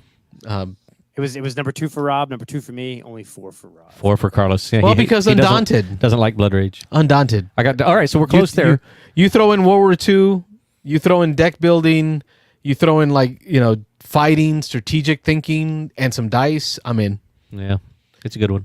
Number 2, Sky Teams. Whoa! I know, All the way I up feel there. like this is Wayne's Captain Sonar for me. This, I know it shouldn't be there, but dang it, it is. Okay. It is, and I'm okay with it because this game has, I played with my son, I played with Rob, I've played solo, right? Because there's somebody put a solo variant on BGG. The amount of times I've played solo with a cup of coffee, holding the baby in the morning, this game still just hits. It hits and it continues to hit. It's my most played game of the year so far. Sky Teams. And number 1, Concordia. Number 1, Concordia, because I played it on the tabletop. I played it with multiple boards on the tabletop, and I've played the crap out of the digital. Really? Like the tablet version. I will play 3 games in a night of Concordia. Yeah, we need to get another one of this in. I haven't played it yet this year, but you can show me what you learned. You can probably pummel me, but I got new boards in. Yeah, I'll play it again. Yeah. So that is, folks, our top 20. It's only 10:55. Got 5 Eastern. minutes I to did it. spare. Woohoo. I did it. That's good. Yeah, I mean, great list, man. Concordia is great. Sky Team is great. Yeah, Sky Team would absolutely be somewhere, maybe even top 10 if I had played it physically. But I've only played it async on BGA, so. Charles L says Undaunted is up my alley, and yes, we still need to get the airplane one down. Now that I'm Yeah. watching Masters play of that. the Air, Oh, you're watching Masters of the Air now? got through all 7 episodes. Oh, man, you caught up pretty quick. Oh man, I had to. That's good. Is it that That's good. Yeah. Oh, good. It's the okay. So, Red Tails, right? George Lucas did that one recently. I was a say good movie. recently in the last few years. That's good. Yes, right, and it was fun because it felt like Star Wars World War II, like the fighter piece of it, right? Like it was cool watching the fighter. But that was very much more of zoomed in macro, right? Like this plane versus that plane. Watching Masters of the Air, they did the high zoomed out. Here are 100 U.S. planes and like 100 German fighters. And you're seeing just the awe, the craziness of planes and parts flying out of the sky. And Wayne, you've been watching, right? I think you told me about that. Yeah, the battle scenes in this are just, you're like, holy cow. And then they'll be in there just da da da da, and then like slow mo, and hit that slow mo just right because the planes are flying so fast. There's no way if you really took footage of a fight, you would see nothing. So they'll slow mo in as like the bullets hit. And just kind of and the characters, right? It takes you into POW camps. It takes you into the trains. It takes you into deep into Germany. It really touches on the terror.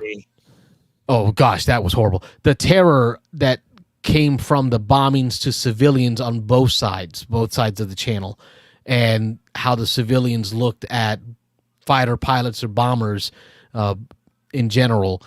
And Wayne's right about the mortality rates because the mortality rate of a B-17 crew member was already insanely high, but it was like 4 times as high for any ball turret gunner, and they did not miss that. Like they added that into the film to show some of the reasons why, and it's just. Yeah, when you talk about like I don't know if I would ever survive being a part of that generation. no, you I'm talk too about soft. like I don't know the exact number. They said there was 35 crews like gets sent from America over to England, and within like 10 days, they go from 35 crews to like 11.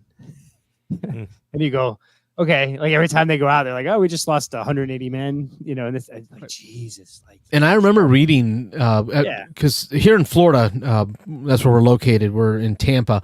Across I-4 is Orlando, and in between us is Lakeland. There's a museum, Fantasy of Flight Air Museum out there, and they have a great displays and information. There's even a B-17 you can climb into, and get behind the guns to kind of get a feel for it there. So a lot of the history that I learned about there with the idea of night bombing versus day bombing. The U.S. focused on day bombing, accurate, strategic day bombing, and the British, the Royal Air Force, they tried to protect their planes, protect their pilots. They only flew at night, and they just did kind of random drops, and it showed in the movie, like the way U.S. was losing planes. And great show, Masters of the Air. I think great show. I think it's way more gritty than say like Memphis Belle, right, which was like probably the first movie about B-17 pilots.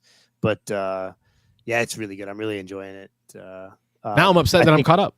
I'm at that point where like, okay, now I have to wait. Need more. I have to wait. Yeah, you wait. Pablo asks, you don't need a recap of Band of Brothers. It's completely unrelated.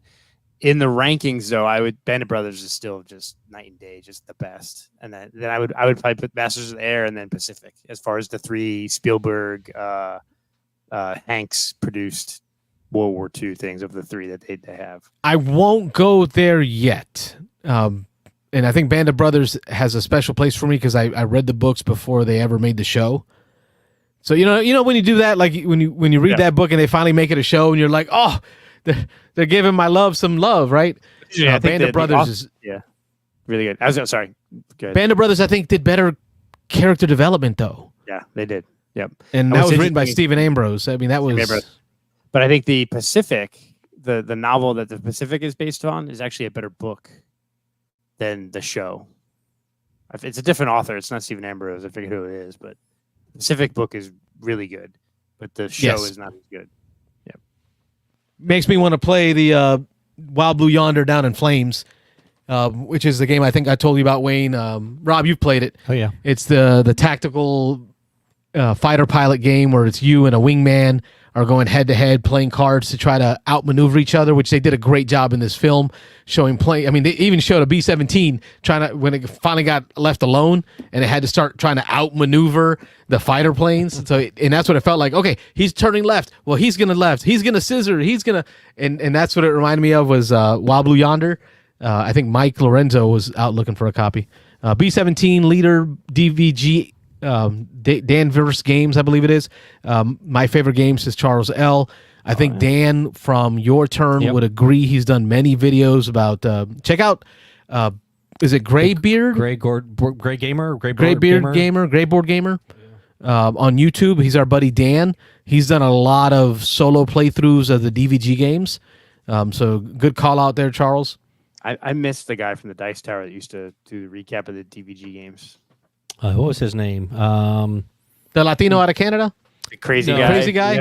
All the helmets. That guy was awesome, man. No, I would love to play like a tactical game about B-17s.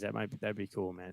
I might have to. This one plays in like 15 minutes. We might have to set up, since you've been watching Masters of Air, we might have to set up a little battle, over Britain. So you can kind of get a feel of that fast tactical, and you'll see what I mean by watching the show. Would make you want to play it. Gray Board Gamer, that was Dan's channel. Yep. Great. Well, we also got to play the Battle of Britain from Undaunted. I haven't got that one played yet. Yeah, sounds good. Have you watched any Masters of the Air? No, I don't have the whole Apple. All right, well, I'll have to send you my email and password. Yeah, we didn't say that. now that you have Apple, man, there are 5. Come at me, Tim Cook. Yeah, I gotta watch that. I gotta watch Ted Lasso's.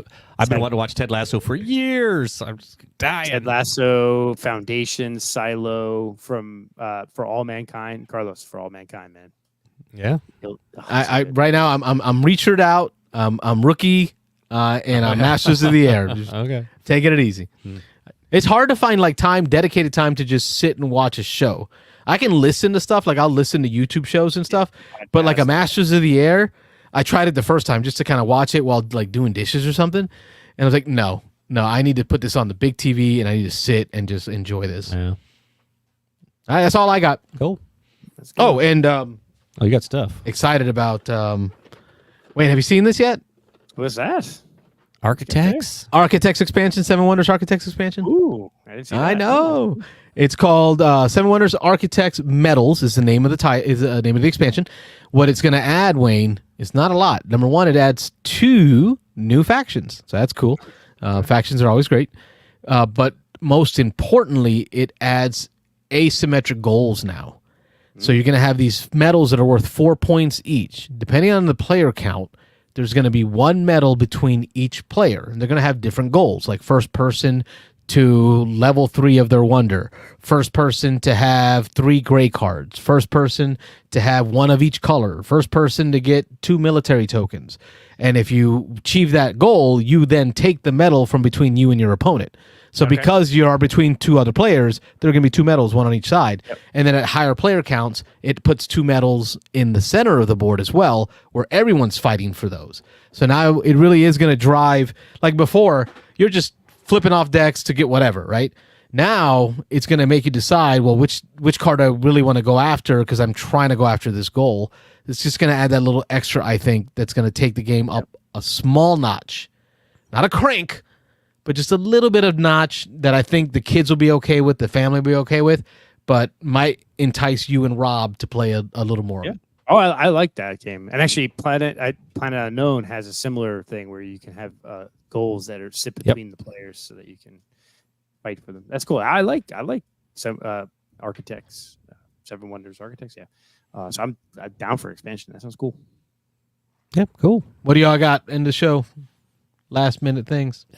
Not a whole lot. Last night I made this kids sit down and watch. They were a little reluctant at first. Apollo 13. They'd never seen Tom Hanks, Kevin Bacon. Yeah, good movie. So they 15 minutes. My son, my 20-year-old, was all kind of resistant. I watched all this stuff in school. I don't need to sit and have another history lesson on this stuff. I know all about the space program. 15 minutes into it, he couldn't shut up. He was like, "Oh man, that was so cool!" And Forrest Gump in space. I kept telling him, I just remember this is all true. This was all a true story. These guys were almost stranded out in space, and the ingenuity. And I remind NASA at that time employed some of the smartest people on the planet, and the way they thought through the problems that Apollo 13 ran into and saved the lives of these 3 astronauts. How to recirculate the air. Yeah.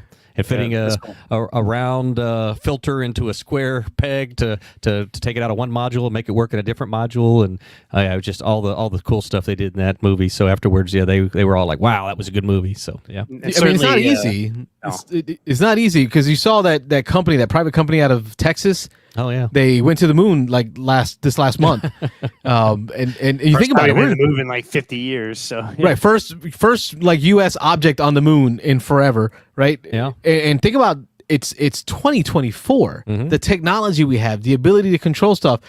And that damn thing still tipped over on the moon. It fell over. I was going to see if you were going to mention that. Yeah, I'll say it successfully made it, and then it fell over. the damn thing tipped over. It's now like, luckily the cameras are facing on the side of the thing, so it's facing up. But awesome. With all the money and technology we have today, they still couldn't get that damn thing to land. Yeah, it's pretty crazy. And it's as big as Florida has obviously huge connected NASA and Canaveral's there. But where I grew up on Long Island was actually Grumman headquarters. Oh yeah, Grumman made the car, the moon rover, the rover, a rover, and a bunch of stuff. I mean, so the Grumman had a lot of connection there in Long Island too. It's cool. Yeah, I love. And that's what I'm saying. If you like Apollo 13, if you like all that stuff, you will love For All Mankind. Okay, yeah, it's up my alley. Me and the kids go out and watch. I mean, again, luckily being here in Florida, even though we're across the state in Tampa, we watch anytime they have a night launch. I got the kids up just a week ago at almost 1 o'clock in the morning, and we went out and just watched the little light go up into the sky. It was one of the launches they did just last week. They launched 4 astronauts up to the space station. So we went and watched that just from our back front porch. Just step out the front door. couple 100 miles from there too, right? Yeah, all the way across the state, halfway down the state, and we can still see it pretty well. When they launched the big rocket for the Falcon Heavy, that's an impressive show. Even from this far away, it lights up the whole sky. It's really cool. Yeah. Yeah, Christian was in Houston last month with his girlfriend and family, Yeah. and they went out to see Mission Control. Oh yeah. And they have it still decked out like in that theme, in that style. It looks like it's still in the movie. In the 1960s. So as soon as he came 1970s, back, yeah. what do you think he did? Yeah. He watched Apollo 13 again. There you go. Like it was just that good. Good stuff. What do you got, Wayne, for closing? That's it, man. I talked about all the shows I'm watching on the thing. I'm looking forward to spring break, so probably not a lot of games going to be played because we're going to be up in New York for a little while. But I'm going to bring Ticket to Ride New York. Nice. And a couple other small games to play. So yeah, it'll be fun. All right. Well, shout out to Mike and Dan out at Dice Tower West. We pray everything's good for y'all. They Was just hoping posted another you'd play report of, in. Tyrants in the Underdark. Another one. Another play. Just playing it Another time play. after time. Dan loves that game. I'm Carlos. I'm Rob. And I'm Wayne. Thanks for watching the Beans and Dice podcast. Don't forget to like and subscribe. Good night, everybody.